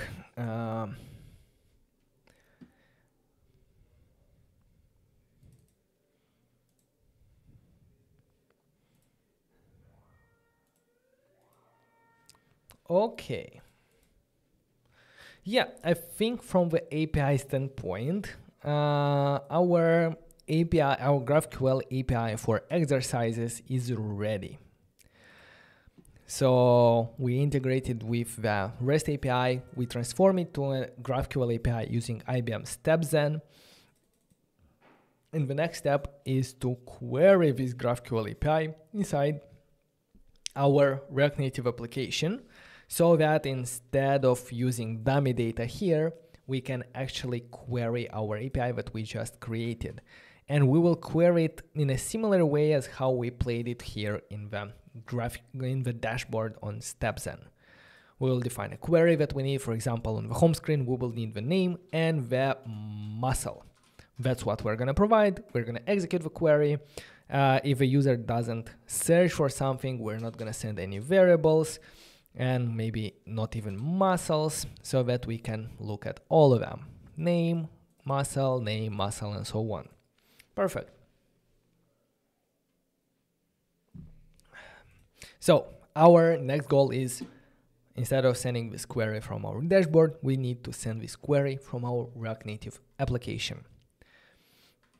Before we do that, let me go ahead and I will do a git status. Git commit. Git commit. Actually, maybe it's also good to rename this folder from curl to let's say exercises. And if you rename the folder exercises in the index GraphQL, make sure to rename here also exercises to access the file correctly. Now let's check if everything was correct. File was deployed. I will double check if everything is working here by sending a request. Yeah, I think it is. So now I can safely do a git status, git add. Oh, come on. Git add, git commit, set up the GraphQL API using IBM StepZen.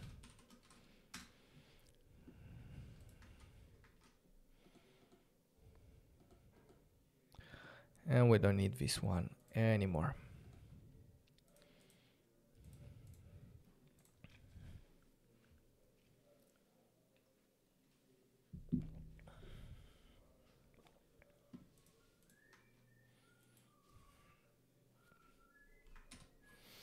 All right.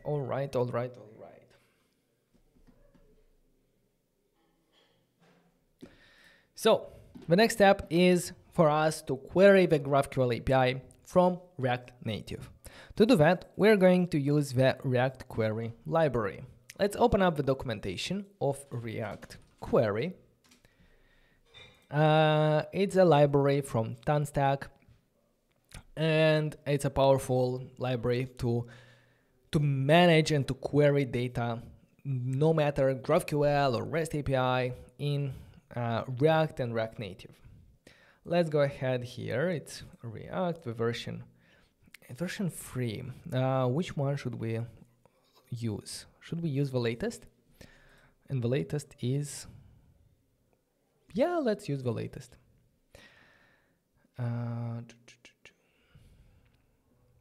GraphQL.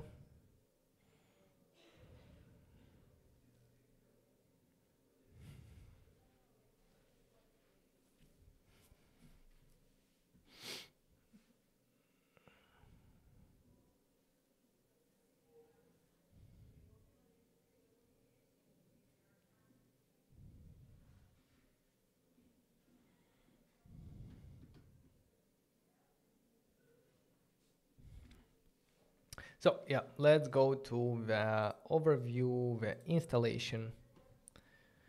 And we're gonna start by installing React Query in our application. Let's do that by copying the npm command to install Tanstack React Query. Let's install it in our application. Make sure you run this in the root folder, not in the API or something like that. It should be in the root. And in the package, if I'm gonna check, we should have a new Tanstack React Query and version. In my case, the version is 5.17. Let's move on.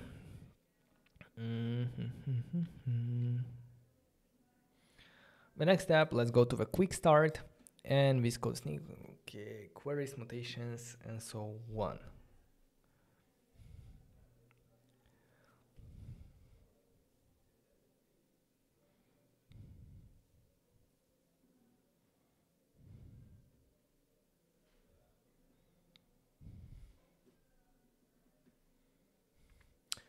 In the React Native, let's check the documentation of React Native.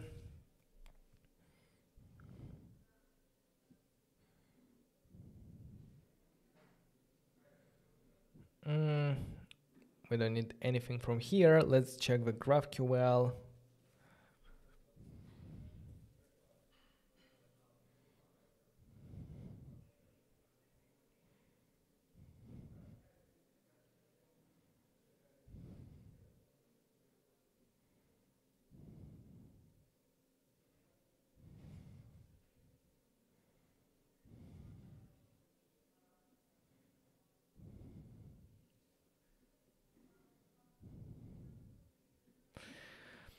Their documentation around GraphQL, I remember it was better.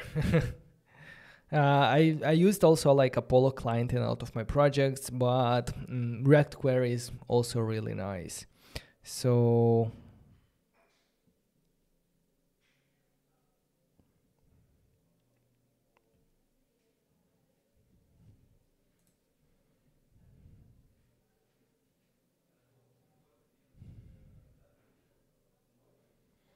what other libraries we need to install for the GraphQL? That's what I'm looking for.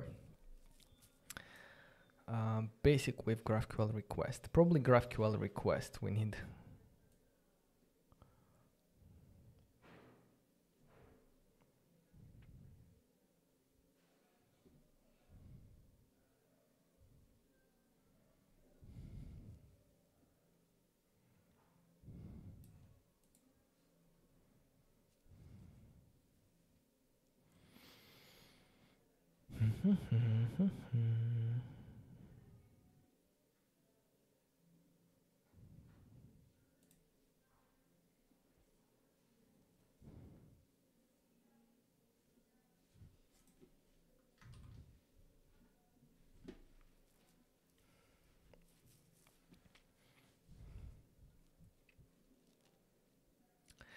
All right, so let's start.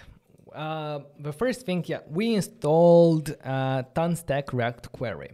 The first step is to create a client and to wrap it around all our screens to provide this client to the other screens and other components in our application. Where will we do this thing? We're gonna do this inside, because we need React Query in all the screens. This is something that we need to provide globally. If you remember, I said that these things should happen in the root layout. The root layout is where we create global providers, because root layout will wrap around all the screens in our application. So let's go ahead and start by importing some stuff from Tanstack React Query. We're gonna do the query provider, query client provider, and the query client. Query client.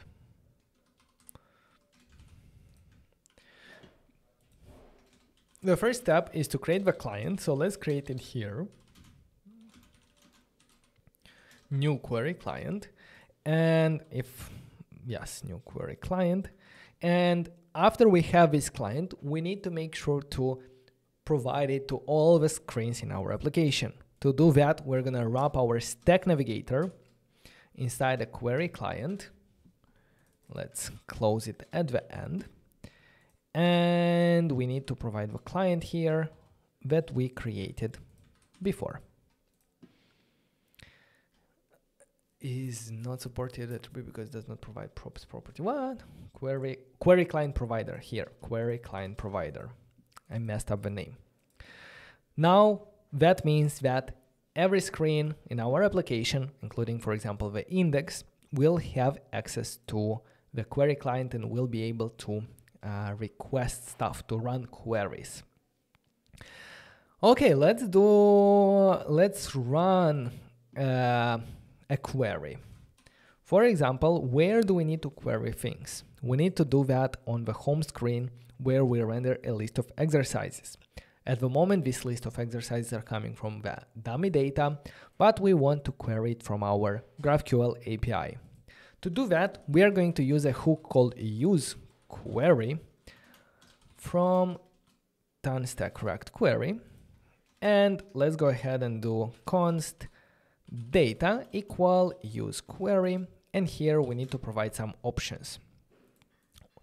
Because okay, let's rename it from application to exercises screen. So yeah, because our exercises screen is going to be rendered inside the layout, the useQuery hook will have access to the query client provider, to the client that we define here. The useQuery, what does it expect? The useQuery, it expects a query key. Our application closed, but yeah, we're gonna figure it out in a moment. It has a query key, and the query key should be an array that identifies this query. For example, it can have, in this case, it will be for us exercises. The second option here should be the query function. The query function is the function to be executed when we want to get the data. So it's a function that should return some data. Let's, for now, simply return the exercises that are coming as well from the dummy data. Now, the thing is that in our flat list, we can go ahead and use the data here, just data. The cool thing is that the useQuery can also have a is giving us a is loading property that we can check here. If it's loading, let's simply return an activity indicator component from React Native. Activity indicator from React Native is a simple spinner. Let's go ahead and restart our server to see what's going on here. Let's open it on iOS. And we see that if in the query function I'm going to return an empty array here, I expect to see nothing. If instead we are returning the exercises from the dummy data, we see the exercises because we are using the data in the flat list coming from the useQuery. So yeah, that's the query function.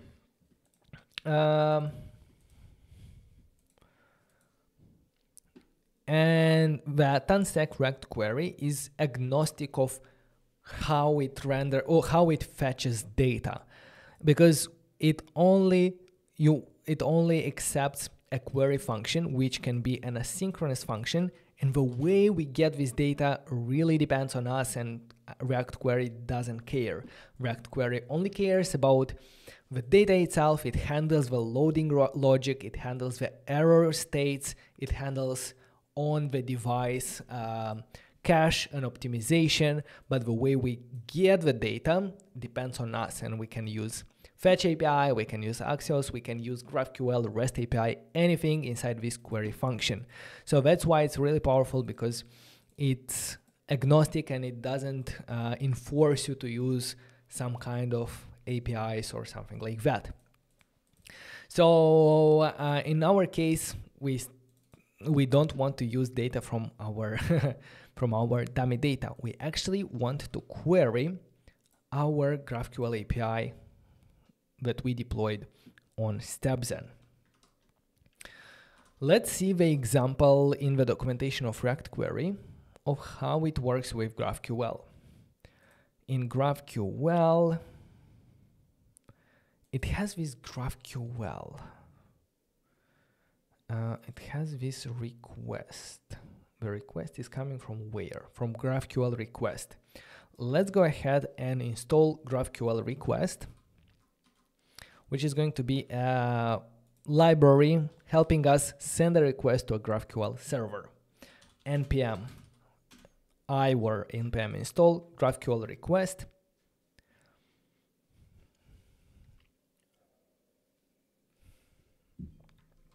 Let's open up real quick the npm GraphQL request to see.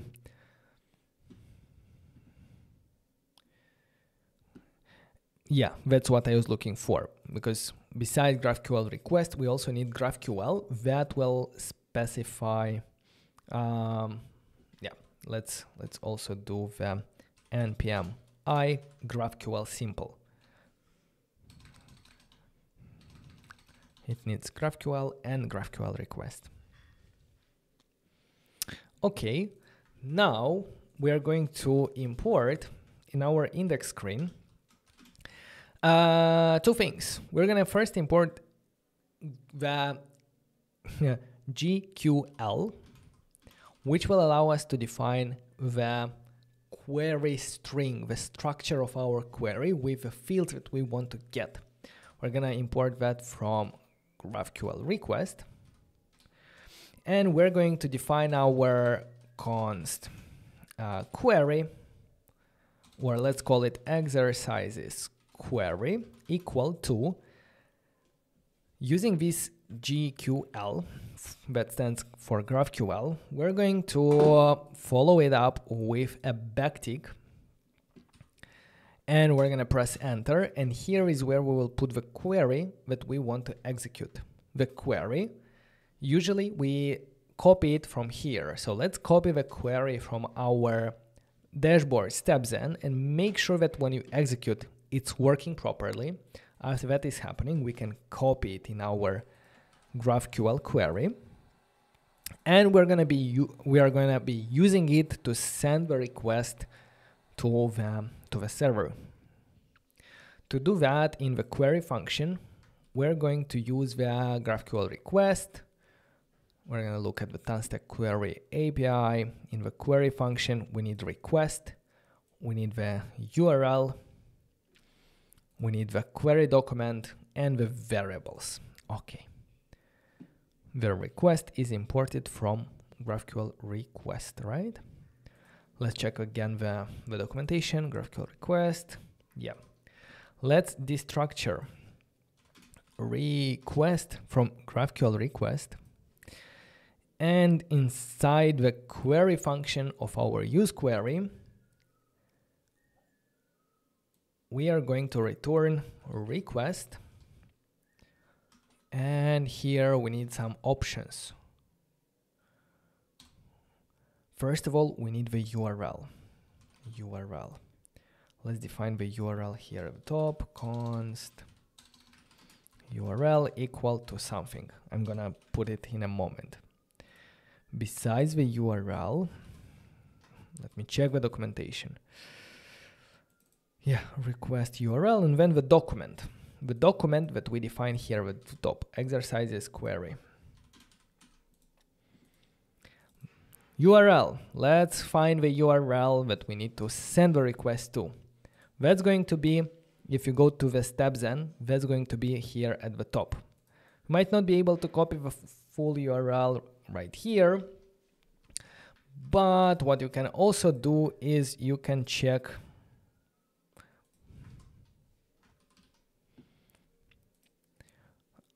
you can open up the endpoints page.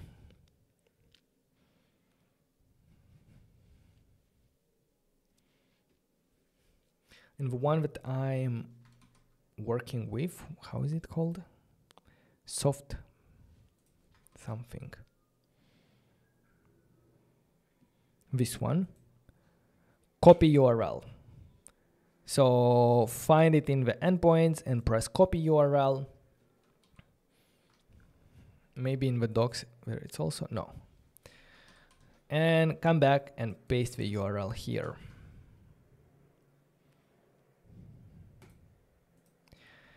Cannot read property name of undefined. Let's see why. That means that the request gave us an error. The error is handled by React query. So we can check we can take the error here and we can do another if statement here. If it's not loading, but if it's error, let's return a text failed to fetch exercises. This is the error handling. What happened? Data. Let's console log the data.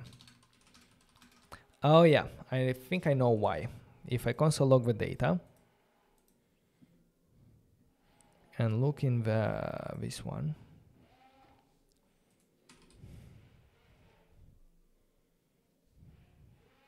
it's loading. Failed to fetch exercises. That's true, I was expecting that. And we can do a console log error to see what's happening. The problem is that unauthorized, missing or not allowed. We didn't provide the API key for StepZen, because here, if we look in the dashboard, if we look at the headers, there is a header called authorization. So let's see how we can send this header using the GraphQL request. There is the fourth one, request headers. Headers.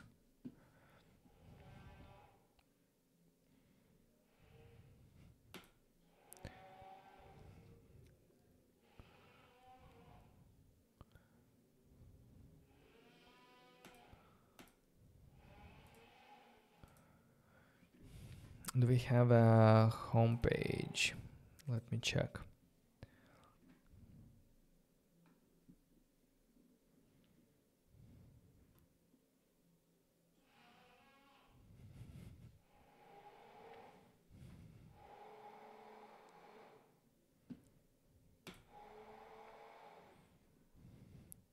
Endpoint and then options.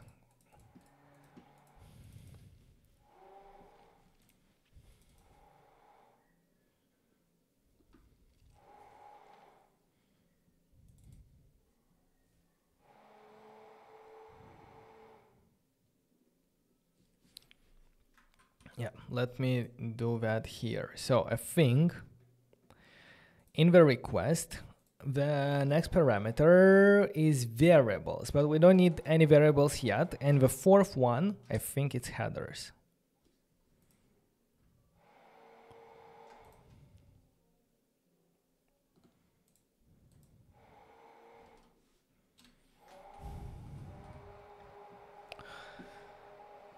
Oh boy.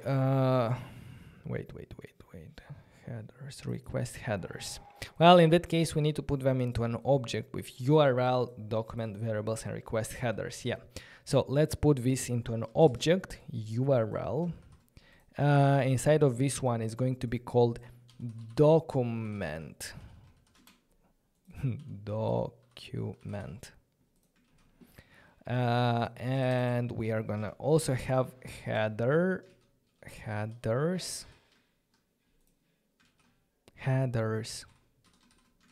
something like this. Request headers, right? Yes, request headers. And the request headers, we need the authorization header from StepZen. And it's going to be the API key. That, of course, you can provide through environment variables, but I'm gonna try it just like that to see if it at least is working, and then we can think how to optimize things. Fail to fetch exercises. If I refresh, we don't have an error, nor do we see the flat list. Let's check the console log to see the data, because most probably the data has a little bit, the data currently is not an array. The data is an object that contains the exercises, which is the name of our query. So in the flat list now, we simply should say data dot exercises. And just like that, finally we have our data fetched using GraphQL and React query inside our application. To be honest, I think Apollo client is a bit more simpler in terms of this, but yeah, it's the React query is still powerful. And if we, instead of sending a request like this, if instead of this we are going to configure a GraphQL client, as we saw in the documentation, let me close the window because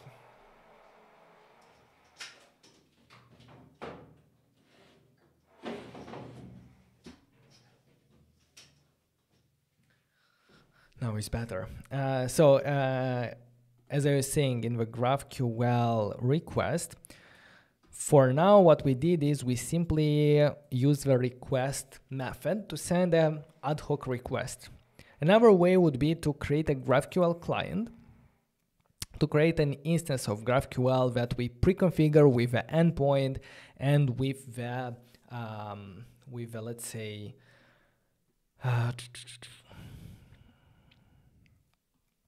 with the headers, so that we don't have to do that every time. It's going to make much more sense. So I'm gonna do in the source, let's do the graph, or let's do in the source here GraphQL client.js, and here we're going to import the GraphQL client from GraphQL request. So let's import GraphQL client. Let's create the client using GraphQL client. And here, what do we need to provide? We need to provide the endpoint, and the endpoint, remember that was our URL here. So I'm going to take the URL, I'm going to move it here, and I'm going to say that this is the endpoint. And here we are also going to say we need some headers. Oh boy, GraphQL client. Let's see the endpoint.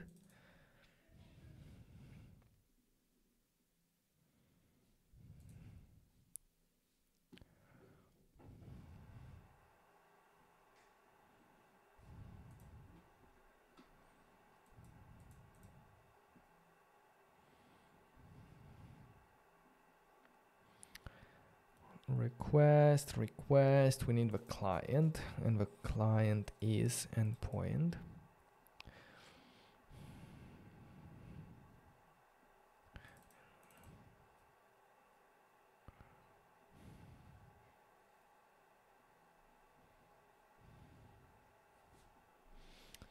How do we provide the headers? Come on.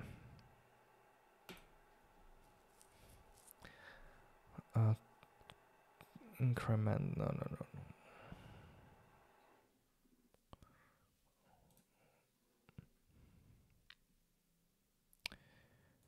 GraphQL. Yeah, it's in the headers. Here in the headers. And we need to provide the headers that we had here. For example, authorization and so on.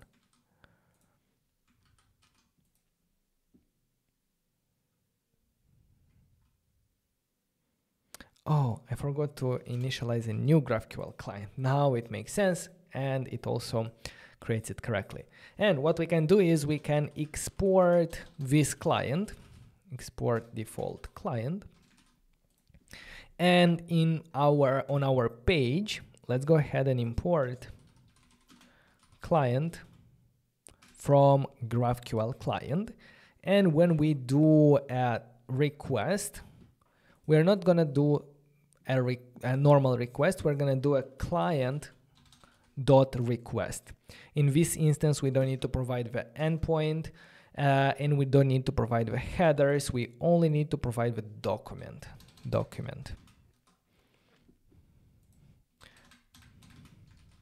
Because we have configured it once. And in fact, we can simplify this by just right away sending the query itself.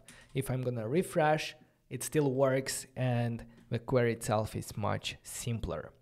And in this situation, we can remove a URL from here, we can remove a request, and yeah, now it works better. And the dummy data is already not used. Nice. So yeah, now our query looks much simpler. It has this one, it has the query function that can also be simplified to this one.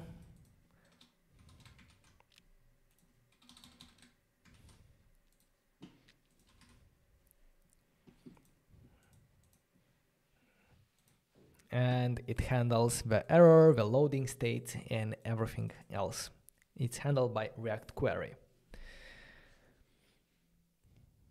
In the GraphQL client, if you want to, the good thing is not to provide and not to expose private keys inside your code.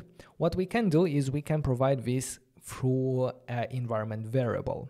Environment variables are working in Expo from the recent versions, and what we have to do is we have to create the .env file, and we have to create an environment variable that, if we need it to be available in the client-side code, we need to prefix it with Expo public and then the name of the variable. For example, GraphQL API key equal, and let's provide it with this API key.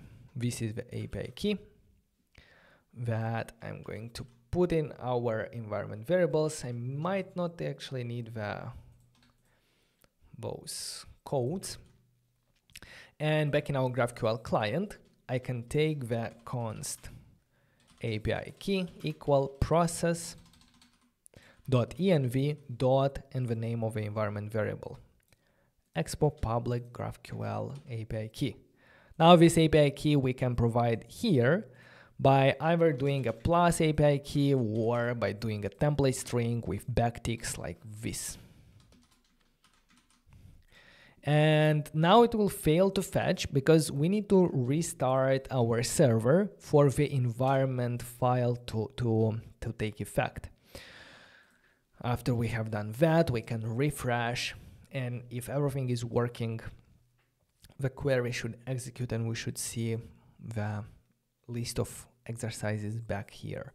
Yes, we have that. If something is not working, make sure to console log the API key and make sure that it's available, because if it's undefined, it's gonna fail, and you're gonna see, yeah, basically if the value is going to be undefined, it's going to fail to fetch.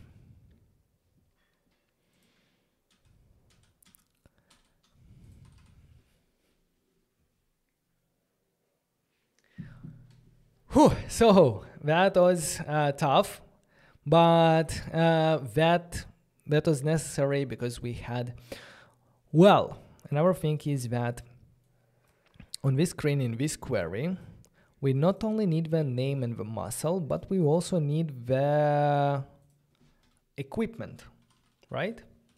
So let's add the equipment because we see that something was missing on our screen. So the equipment, by simply adding it to our query string, we see it here in the equipment. Oh, perfect. All right. What else? The next step is going to be to query a specific exercise on the exercise details screen. So if we go to the name here, at this moment we are still using dummy data on the details screen to find the exercise. As I said, the rule of thumb is to go ahead and use the identifier, for example, the name of exercise, to query the data about that exercise. The downside of this API actually is that the data does not contain ID. So we can use the names to search it, but I'm thinking that in some cases only the name is not gonna do it, but we're gonna see. So let's go ahead and first of all, open the details screen, and here let's go ahead and remember what steps do we need to take to send a request to the server. Well, the first step is to import GraphQL from GraphQL request and to define our query document. Let's say exercise query.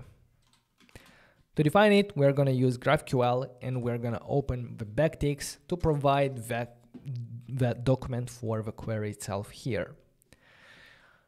The rule of thumb is, we go ahead and we design our query in the editor. Here, in the builder, you can visually add the fields that you want. For example, we might need also the instructions on the detail screen and also the equipment. So name, muscle, instruction, equipment. That's everything that we need at this moment.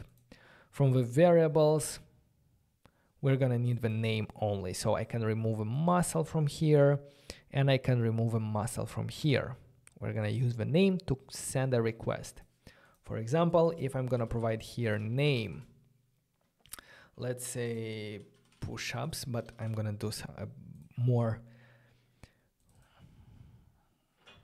You see that if I search push-ups, we see 3 results. But if I'm gonna do a bench 300 push-up, it's going to be an exercise with, again, 2 exercises. A bit weird. But anyway, this is the query that we're gonna send on the details screen to get the details for one exercise. So let's copy the query document. Once we are happy with the structure of it, let's put it in our GraphQL document here. And in our component, we are going to need the use query hook, use query from Tanstack React query. And also we're going to need the GraphQL client that we created in the GraphQL client. The GraphQL client that has the endpoint and all the configuration needed to send a GraphQL request. Now we're going to get the data and the is loading and also the error by using the use query. In the use query, remember we need to send an object with some parameters. One of them is the query key, and this identifies and is used for caching the result and for invalidating the result when something happens. A query key, remember in the previous screen we called it,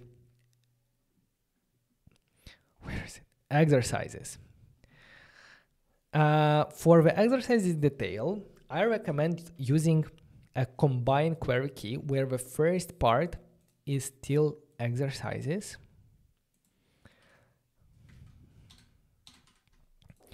and the second variable is going to be the name that is coming from params, or maybe I can even destructure the name here and use name as the key. So this is a combined query key, and the benefit of having the same first parameter exercises is going to be that when we want to invalidate all the information about exercises in our application, we can invalidate all the keys that starts with exercises. But the second one is name, and it's required to be like this because we want to cache different data for different pages independently, separately of one in each other. So let's provide the second one, query function, and this one should send simply a GraphQL client.request, and we're gonna provide this document here, exercise query, like this. Now what we're gonna do? We're gonna do the following. We're gonna check here if it's loading. Let's simply return an activity indicator, import it from React Native. That will show a spinner. So if I go there, it shows the spinner. Perfect. Where do I have params? Oh, here. Well, on this line, we actually don't need it anymore because the const exercise is going to be something from the data, from the response that we got. The data will be an object with a property that has the same name as our query, in this case exercises. So let's do data.exercises, and that is going to be an array, so we can take the exercise at position 0. Now if I'm going to go here, we actually see it and it actually works. Not sure why it's the first one. Weighted pull-ups.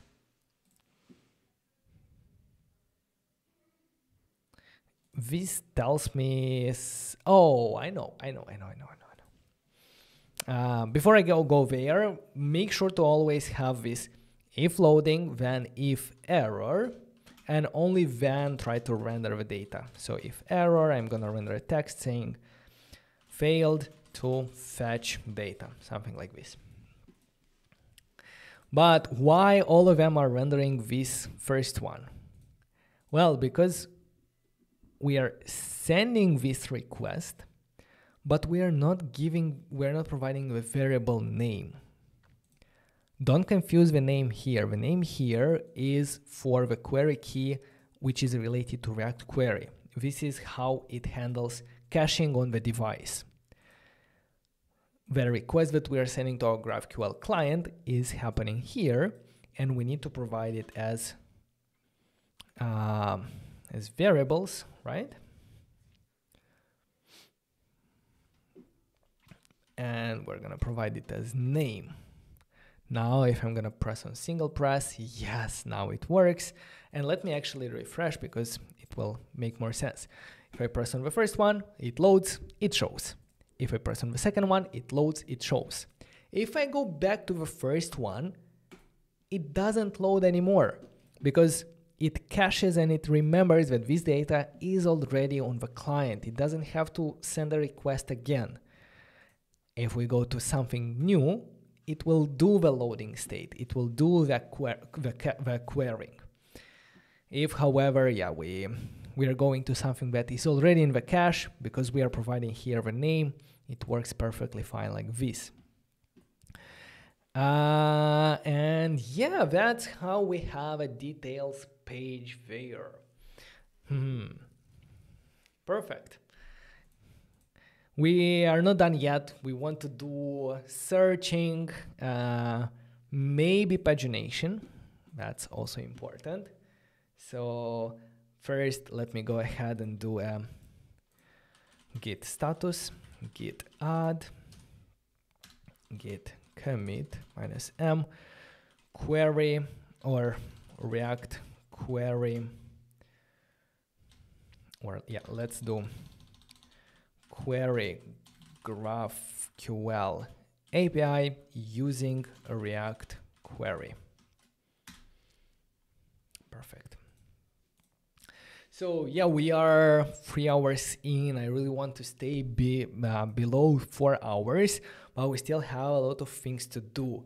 Um, what I'm gonna do, to be honest, is should I do? Well, we have still a lot of things to do, and we don't have a lot of time.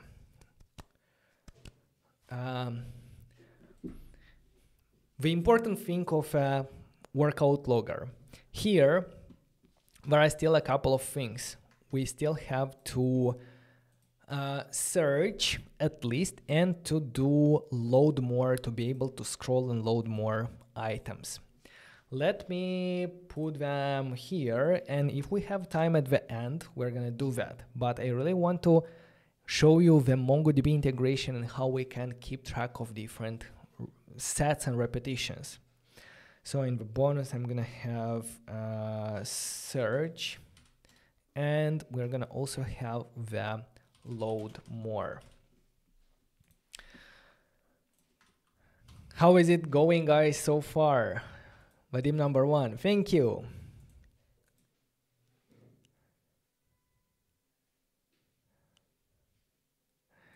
The question, someone is asking when the food ordering application is dropping. It's gonna come soon, guys, in the following weeks. We just need to finish like the thumbnail, the description, and post it. Right, guys, so let's move on to the third part, and let's implement the workout logger features. What we want to do is we want to be able to log different sets of exercises and store them in a database. For the database, in this part, we're gonna use MongoDB. If you're not familiar, MongoDB is a great NoSQL database working with documents. When I was working at Fitinium, I actually used Fitinium. I built Fitinium on top of MongoDB, and I don't know, it works really well for these kind of applications because the schema is flexible. We don't have a strict schema. We can provide different documents with different types on the go, and it's quite powerful. Together with MongoDB Atlas, we can host and create a database really, really quickly. But actually, before going into the database and so on, we still have to do some user interface in order to add a new, to be able to add a new, how it's called, a new set, right? So we're gonna do that on this screen. To add a new set, let's go ahead and on the details screen, right after the instructions, let's create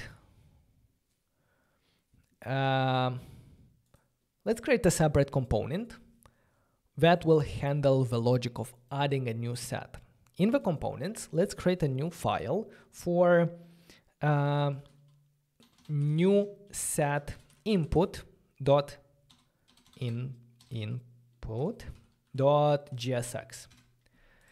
I'm going to define a default component here that will simply render a text. And on the details screen, let's go ahead and after we render the view, the panel for our instructions, after that, let's go ahead and render the new set input that for me was automatically imported at the top here from our components folder. What we see is we see the new set input component there, and let's go ahead and also start working on this component that will handle adding a new set of this exercise. I'll import the style sheet to define the styles using stylesheet.create. And here I'm going to have a container that is going to be the styles of a whole container for this thing. It probably needs a background color white to match the styles of the rest of the containers. And a padding of 5, or how much did we set there? Let me see the panel. The panel has padding 10 and border radius 5. I'm gonna copy them from here to have the same style. Nice. So what do we need? Well, we need two inputs for the repetitions and for the weight, and we need a button to insert it. An input in React Native is rendered using a text input component from React Native.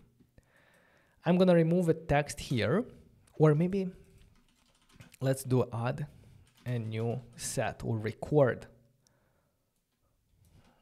Let's do simple log set. Below that, let's add a text input with a placeholder reps and another one with a placeholder weight. We see them here, and we can go ahead and add some styles.input.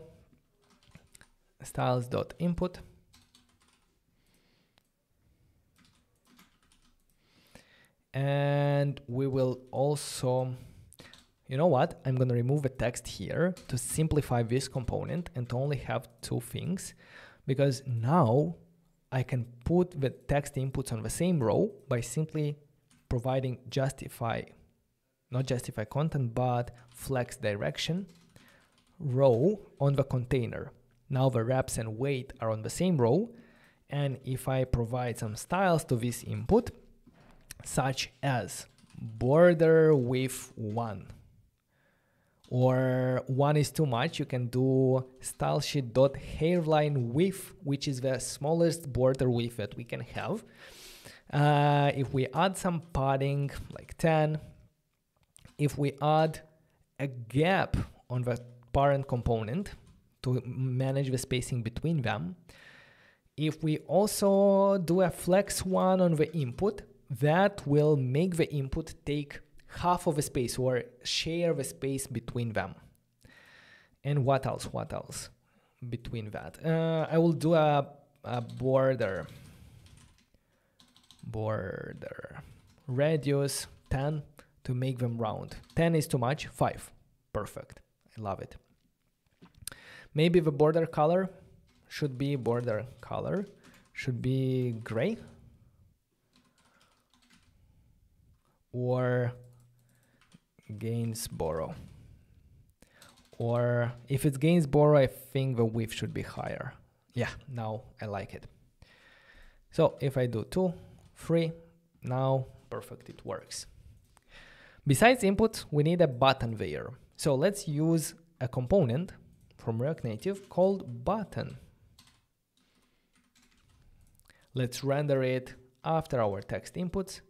And the button has a title. The title is add. This is going to render a native button, and because it's a native button, it will look different on iOS and Android. A native button on iOS is just a text with this blue color. On Android, it has actual background. So if you're working on Android and it looks different, that's fine. That's how it's supposed to be. That's the power of React Native. It renders native components.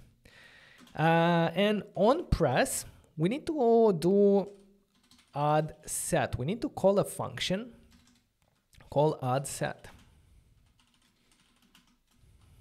This is going to be an arrow function where we will do a console warn add set. So if we go on this one and press add, we see a console warn at the bottom, add set. The problem is that at the moment we cannot access what values did we provide in these two fields. Because as we have them right now, this is called uncontrolled input, which means that we do not control it. It manages it on its own and we do not have access to the value. To create a controlled input, we need state variables. For that, we are going to import useState from React.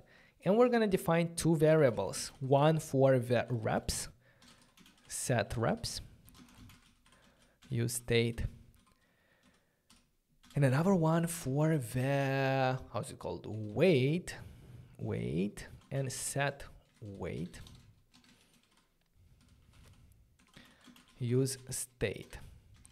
The state is going to be a string, and when we submit it, we're going to transform it to a number.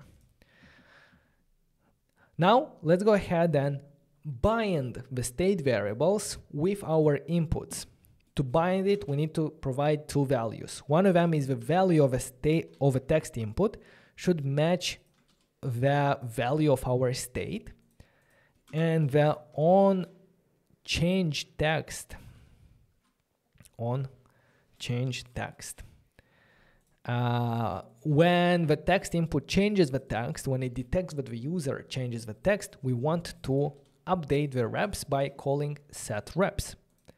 The similar way we're gonna do with the second one for the weight, but in this case we're gonna provide the weight and set weight properties. Now we can still type, but the cool thing is that now we have access to these variables in the function add set, and we're gonna be able to send them to the database. We see add set 343. I'm not sure here we're gonna do a send or save data in the database, but at the end we're gonna set the reps back to empty string and set weight also back to empty string. So after we press add, we reset these values. Nice. Okay. Another thing is that when we open the keyboard, at the moment it has not digits, it has letters. We can specify what type of keyboard that this text input is. So keyboard type is going to be number or numeric. Should be numeric. Yes, now it's numeric, and the same thing for the weight. Okay, so both of them have numeric values. All right, okay. So that means that now we have a UI. When we press on the add set, we want to save things to the database. For that, we actually need a database. I'll go ahead and do git add, git commit -m, new set input UI. And let's go ahead and see how we can create and set up, configure our database. As I said, we're gonna use MongoDB, and we're gonna use MongoDB Atlas to host our MongoDB server in the cloud really easily. Let's go ahead and you can try it for free. It's free, it offers a free solution, so everything that we're doing here is free. I'm gonna sign in my account. Let me remember my credentials.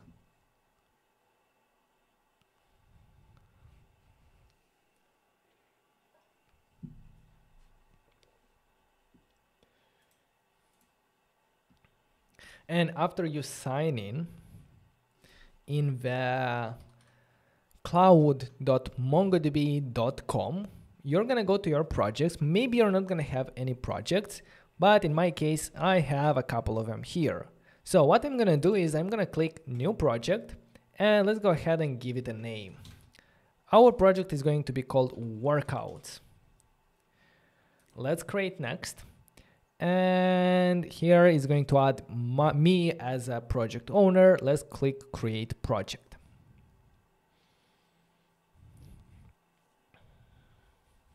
After that is done, we need to create a deployment. We need to deploy our a cluster for our database. Let's click create. And on this page, we can choose how do we want to deploy it. Go with the M0, which is a free version. It's perfect for learning and exploring MongoDB in cloud environment. My cluster 0 name is already used, so I'm gonna use cluster free, and I'm gonna use AWS, and let's just simply click create deployment. Now, this one will automatically add our AP as a whitelist so that only we can connect to it. And it will also allow us to create a database user. It automatically pre-filled the username and the password. This is going to be important. So let's go ahead and let's either open some notes or open a file, and let's provide here the username and the password. Remember them because we might need them later. Just note them down, and let's click create database user. Now let's go ahead and choose a connection method. For now, we don't need to connect anyhow. We're gonna access our data from the browser. So let's do Data Explorer here and press review setup steps and press done. Our data is being deployed, so it might take a bit of time. If I'm gonna go to the deploying your data, cluster free, if I'm gonna reload this page, it should take around a minute or two to set everything up and configure our cluster. Sample data set successfully loaded, which means that if I'm gonna go to the deployment database here, we're gonna see our cluster. It's being deployed. I think it should be deployed. Let's click on the cluster itself. And here we're gonna be able to go to collections. Collections are database tables. In very simple words, a collection is a database table. It's called different because it's not a table, because it doesn't have a structure. But anyways, the collection here, we have different databases in our collection, and we have different tables here. We have some sample data, but what I'm going to do is I'm going to create a new database specifically for our use case. The database name, let's call it workouts. The collection name, we're gonna log sets, right? When you go to the gym, you perform a set, you want to record that. So let's call the collection sets. And additional preferences, we don't need anything. Let's do create. And now under the collection, we're gonna see a new database called workouts and a new collection called sets. It doesn't have any data, but we can insert a document. Let's press insert document, and here we can specify key value fields for our document. Well, we need the exercise name, exercise, for example, push-ups, or how is it called? Do we have something like chest, send request? Yes, the exercise name push-up. I'm gonna use it here to say that, hey, this is going to be, we are logging a repetition for the exercise called push-up. Let's press on this plus sign to add a new field, and the new field will be reps, how many repetitions. The reps is not a string, so let's change here from a string to an integer, because repetitions will be an actual integer. For example, 8 repetitions. I'm gonna do a plus sign here for the weight. Again, it's not gonna be a string, but neither is gonna be an integer. I think it should be a double, because you might do like, you might add some weight, like, I don't know, 35.5. So you can have 7.5 here, for example. After you have this, let's press insert, and the document is going to be inserted, and we see it here. Maybe I can duplicate it or clone it and say I'm gonna do another one with only 6 repetitions, but in this case I'm gonna increase the weight and I'm gonna insert it, and now we see that we have 2 documents here. So yeah, now that we have a couple of documents, let's go ahead and continue by integrating this in our application, in our GraphQL API. If we look back at our deployment and our architecture, we know that our GraphQL API is already connected with the exercise data source, which is coming from a REST API. And we also want to connect the MongoDB to the same GraphQL API to be able to, from our application, to be able to query a single endpoint, a single GraphQL API for all the data needs that we have. With StepZen, that's actually the power of StepZen, because StepZen allows you to connect different data sources in the same GraphQL API. This is very powerful because in a lot of cases, the data that we have is coming from different sources. And as you can see on this diagram, we have a GraphQL built with StepZen that is created from different building blocks. It can be connected with SQL backends from some data, with REST APIs from some data like a REST or NoSQL backends, or even with other GraphQL APIs. So that's the power of StepZen. I'm gonna show you a StepZen MongoDB blog post on the IBM website created by Carlos. And here he shows step by step how we can integrate MongoDB with StepZen. I'm gonna go ahead and do it together with you. And what we need to do first is on the Atlas side, we need to enable the data API. The data API is basically a RESTful or REST-like endpoint on top of our database. So we can interact with MongoDB by sending REST API requests. We know that with StepZen we can easily integrate with REST APIs because we have done that with the API for our exercises before. At the moment, the data API is disabled, so let's go ahead and enable it. We're gonna select the data source here for cluster free. And that's it. Let's enable that data access. Restricted API. Why is that? Let's refresh. Let's select cluster free, enable. Restricted UI API access. That access manager.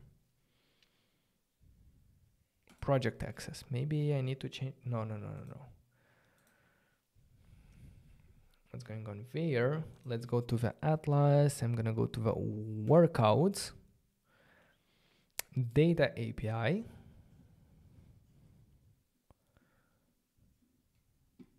And let's do cluster free. Enable. Why? I did that before and it was working perfectly fine. Maybe I need to...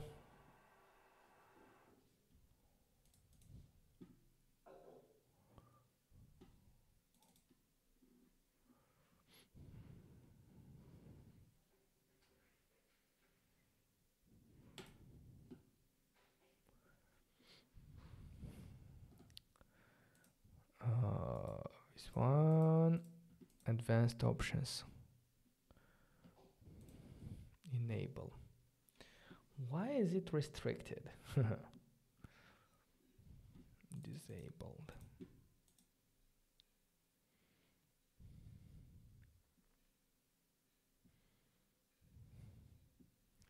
Ask the organization owner to add your IP address to the IP access list for the Atlas UI.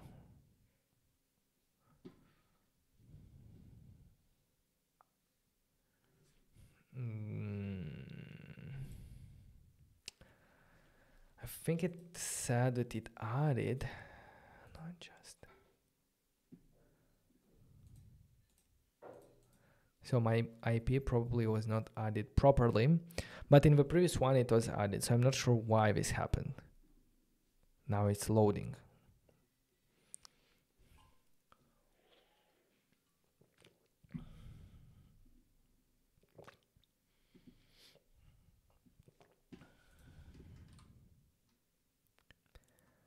You need to configure IP access list. If I'm not mistaken, it should be added automatically, but I'm gonna see maybe it failed to add automatically when I created. By default, it's adding like the IP that you're accessing from automatically. Maybe somehow the IP changed.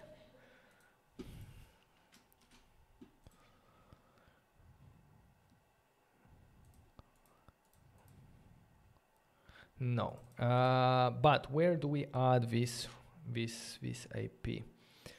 Learn more.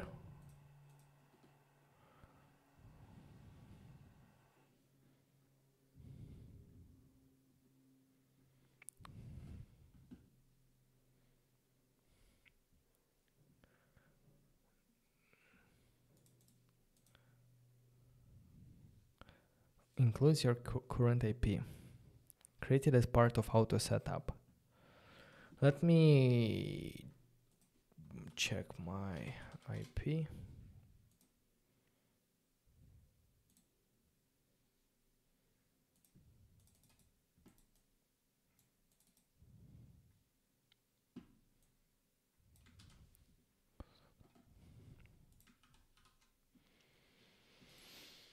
Database access.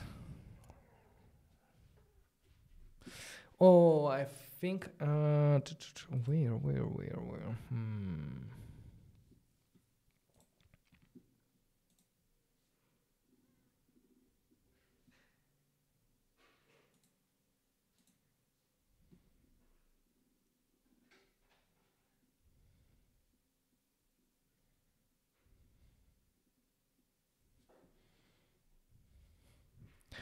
Let's try through quick start to add our IP. Add entry. Yeah, it's already there. I think I need to specify what it has access to. Cancel, edit.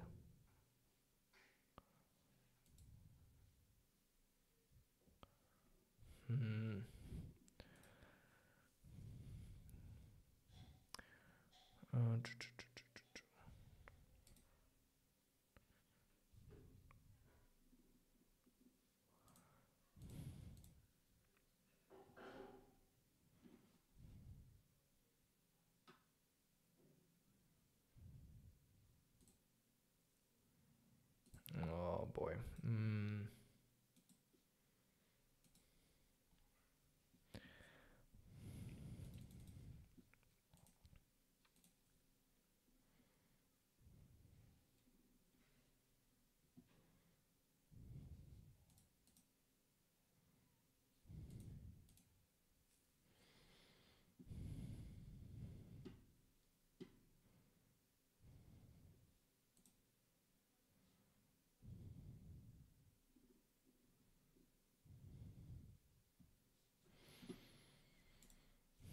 Where was that one?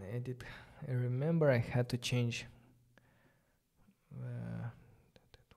search.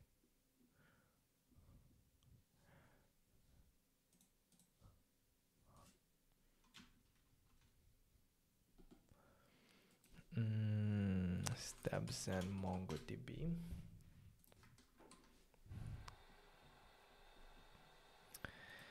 Maybe in the blog post it's gonna showcase.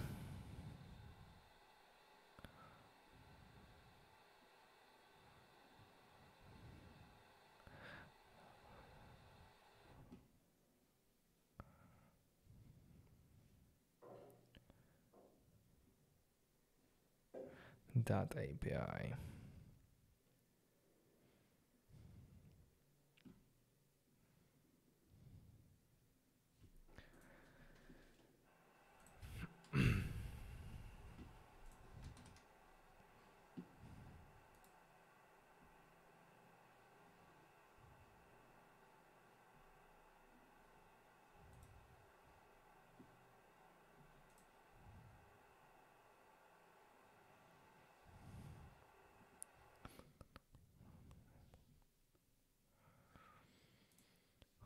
Boy.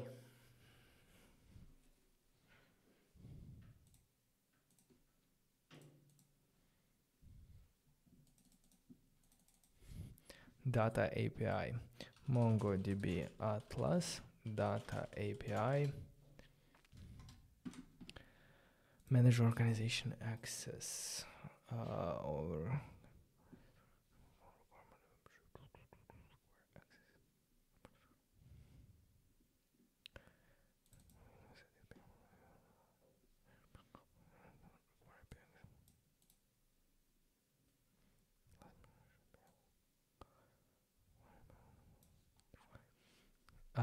Require app. Let's go to the organization settings. Settings, organization name, require no, federated, no, require IP access, list for the Atlas. Maybe I need to enable this one to allow me by IP.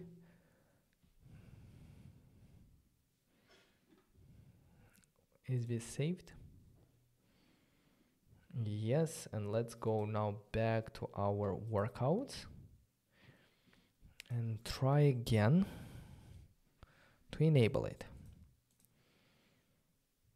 Oh, the maximum number of hubs for product data API is 1. Okay, have another project that I was testing with API. Okay, that was test 2. I'm gonna go ahead and leave project. I need to delete the previous one.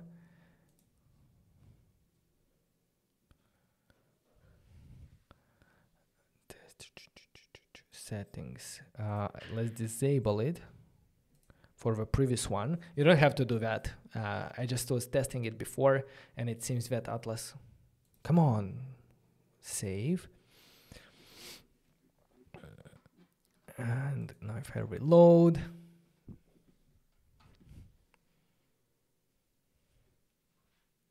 Yeah, it's saved, and I can go ahead to our workouts project, going to the data API. Hopefully now it will work. Let's error fetching restricted. Please refresh this page. Let's enable it. Not again. It is working. No. It's not possible.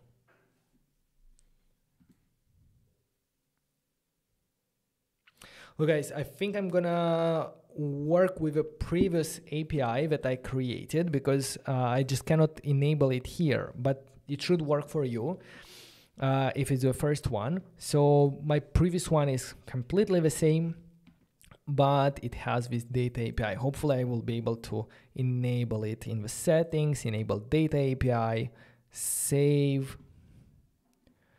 So after that has happened, we will have a URL endpoint that will allow us to interact with our MongoDB API through this URL.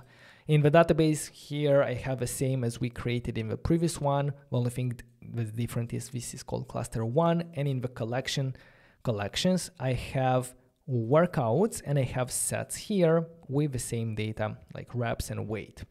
So let's go to the data API and let's see how we can send a request. Let's press on this test your API and we need to create API key. Let's give it a name, and the name is going to be StepZen because we are going to interact with this API from StepZen. Let's generate this and let's copy it and save it in a file.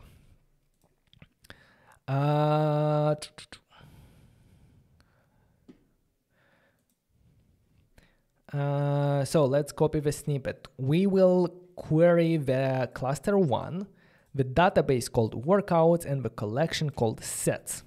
After we set this up, we can copy the curl command that was generated for us automatically. And we will go into a terminal to test it out by simply pasting this curl request and sending it.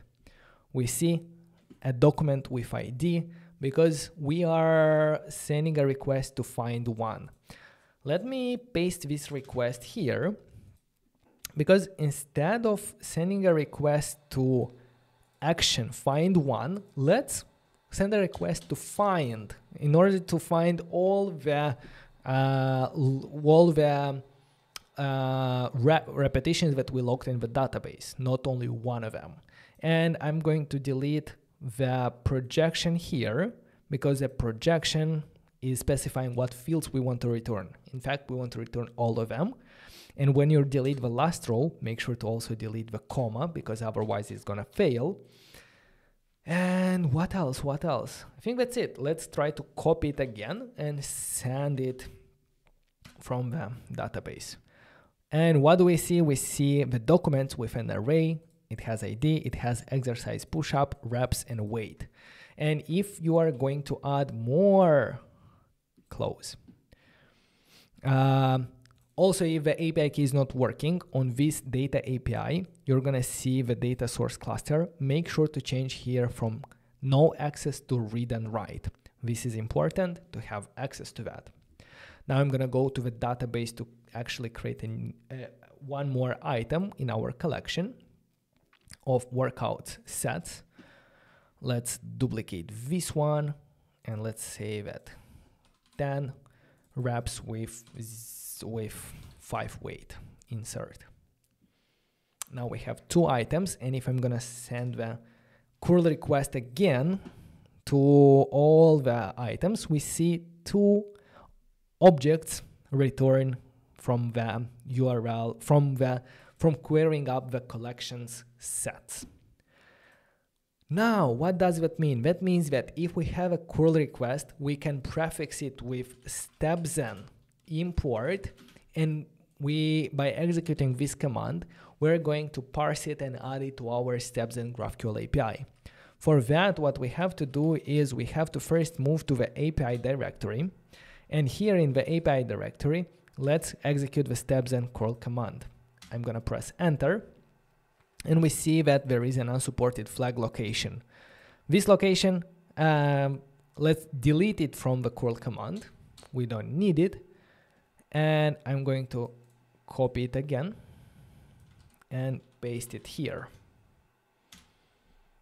Starting, done. That's it.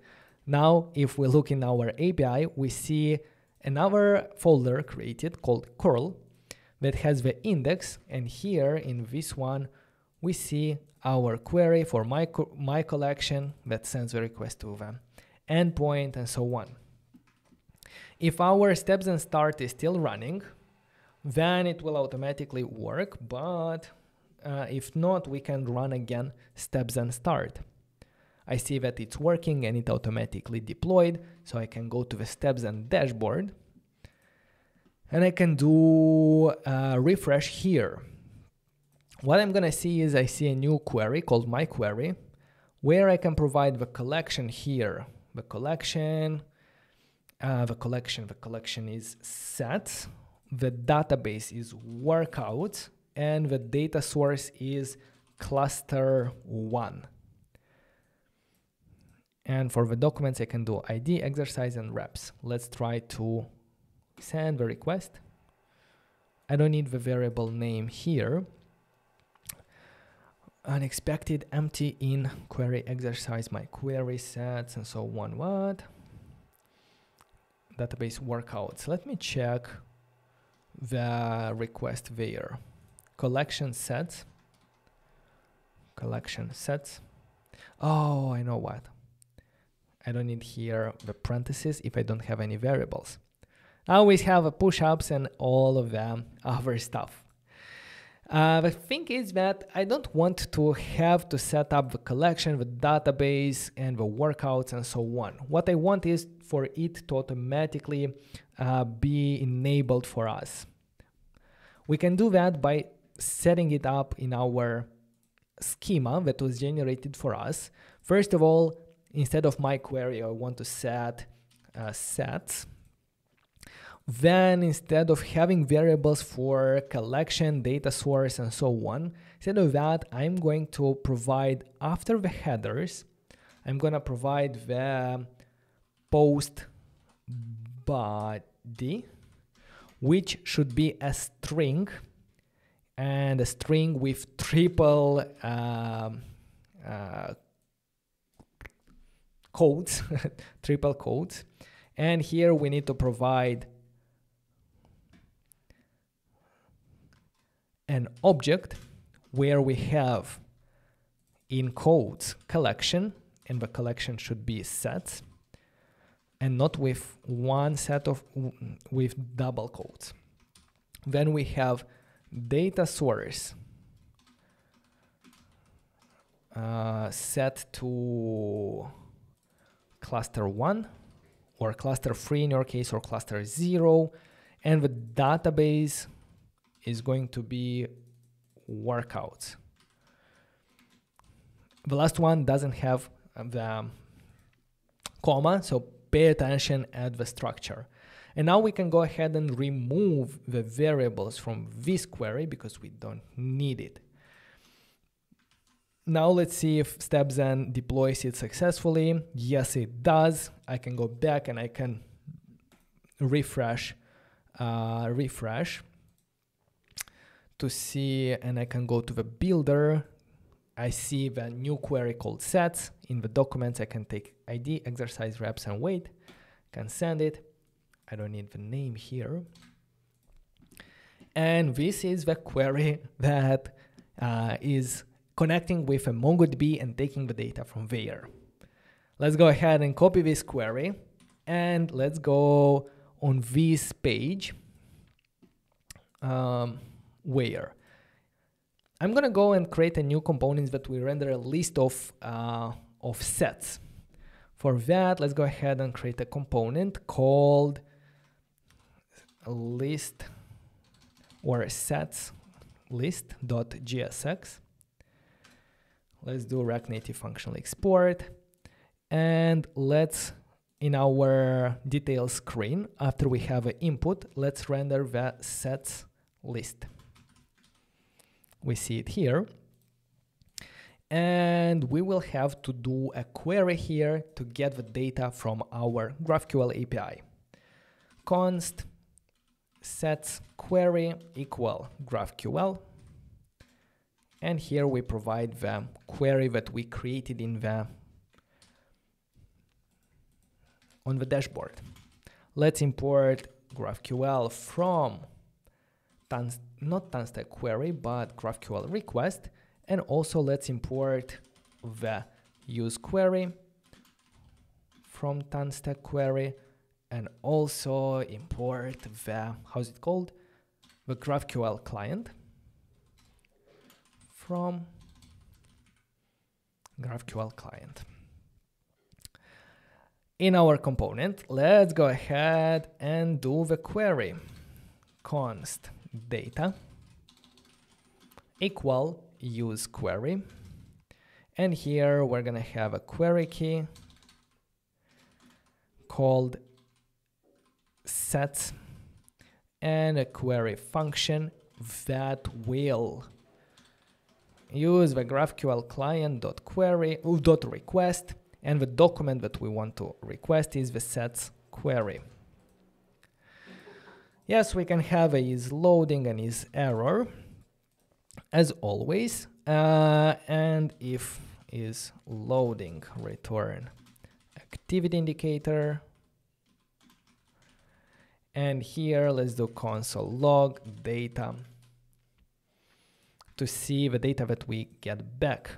If I go on the details page, we see sets document, and it has object and object. Perfect. That means that here I can go ahead and render a flat list directly from React Native, where the data is going to be data dot sets dot, if you saw, there was a documents as well, so documents, and render item. We're gonna get the item here And we're going to render let's render a text component simply by saying item dot weight, or better item dot reps x item dot weight. So if I go here, we see the two reps that are queried from our database. Another way is going to be to add a variable to this request in order to only get the reps for this exercise. For now, yes, that's gonna be background color white. Also going to have a margin vertical 10 and a padding 10 and a border radius 5. Maybe margin vertical 5 only. Border radius and overflow hidden. So just like that, yes, we have here the flat list as well that renders a list of inputs. The last thing, guy, I really have to finish this before we hit the 4 hours mark. But there is one thing that we didn't implement, adding a repetition. So I think that the best way is going to provide this in the asset bundle that you will download, and there I will provide the source code with the details of the last step where you'll see how you can add a set to the database. Anyway, we have 8 minutes. Maybe I'm gonna manage, but I don't think I will. So let's try to do it.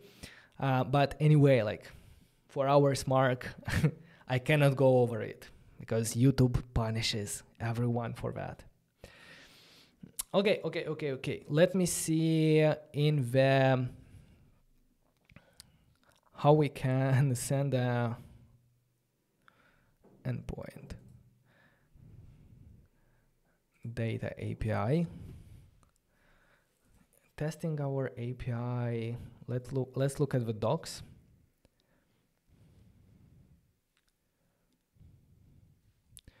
And in the docs, custom HTTP endpoint,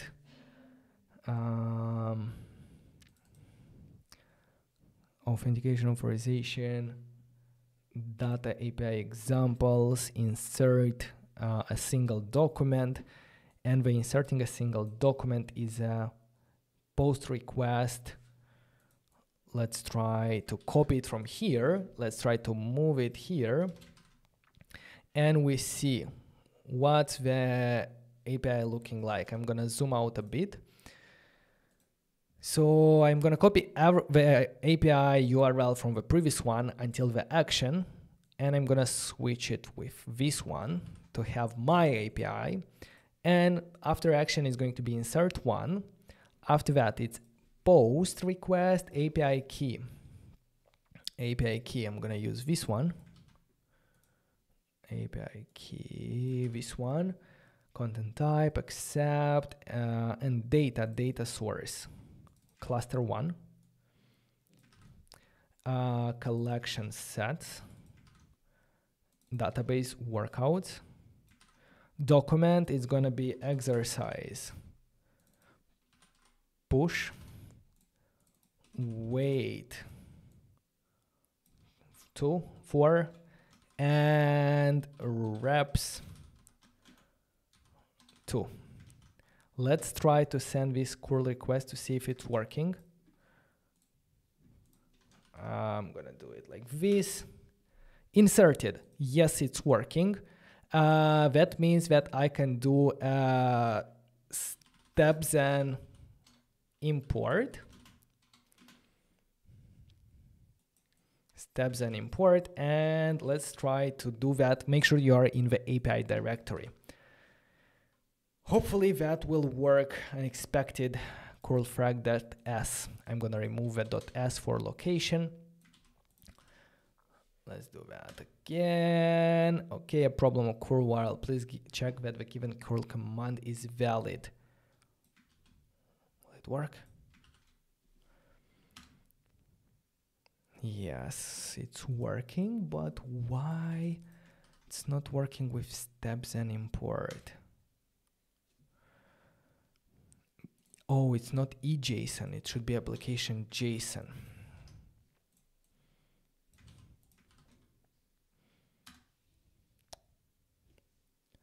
Inserted, okay, and let's check on the dashboard that if I refresh, we're gonna see that if I refresh, it should be a mutation, right? API, curl1. Why is it a query? It should be a mutation. For that,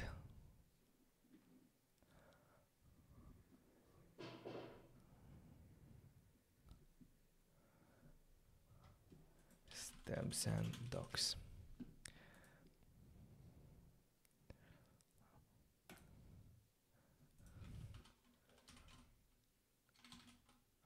Generating a mutation. When using the default graphical operation type is query. To change the above, import into a mutation, manually update the schema to mutation. Okay, I can do that manually in the curl01 from query to mutation. Okay, and the type here shouldn't be root, it should be insert set response, and I'm gonna use insert response in the instead of root here. Okay, now it's deploying, and I can check in here if I refresh. Besides the query, I can add a mutation as well, and the mutation here is going to be called my query. I can add inside the collection called, how is it called, the sets database workouts. What's the other one? Data source cluster1, and the document is going to be, the document is not going to be a string, or is it going to be a string? The document input document. Here it's tricky.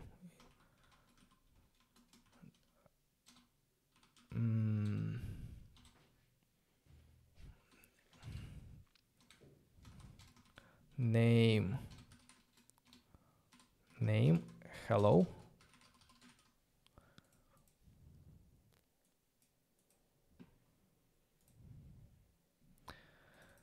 Yeah, we actually need this one, the document. Anyway, guys, I'm going to provide some information in the asset bundle, so make sure to download it again in a couple of hours. I'm going to provide that. I really have to close this one at the moment. Also, the source code you're going to find in the description of this video, so everything is going to be there, so you can check it out and finish the last steps. Anyway, we have managed to do a lot of things. We integrated with a REST API, we created our own database, we created the GraphQL API, we learned about Expo, React Native, Expo router, we did a couple of screens. So it's really a lot what we managed to do in these 4 hours. I hope you enjoyed, guys. If you did, make sure to subscribe to the channel. Thank you very much, StepZen, for sponsoring this video. And I have to shut it off at this moment. All right, I'm gonna see you next week with more tutorials. Make sure to stick to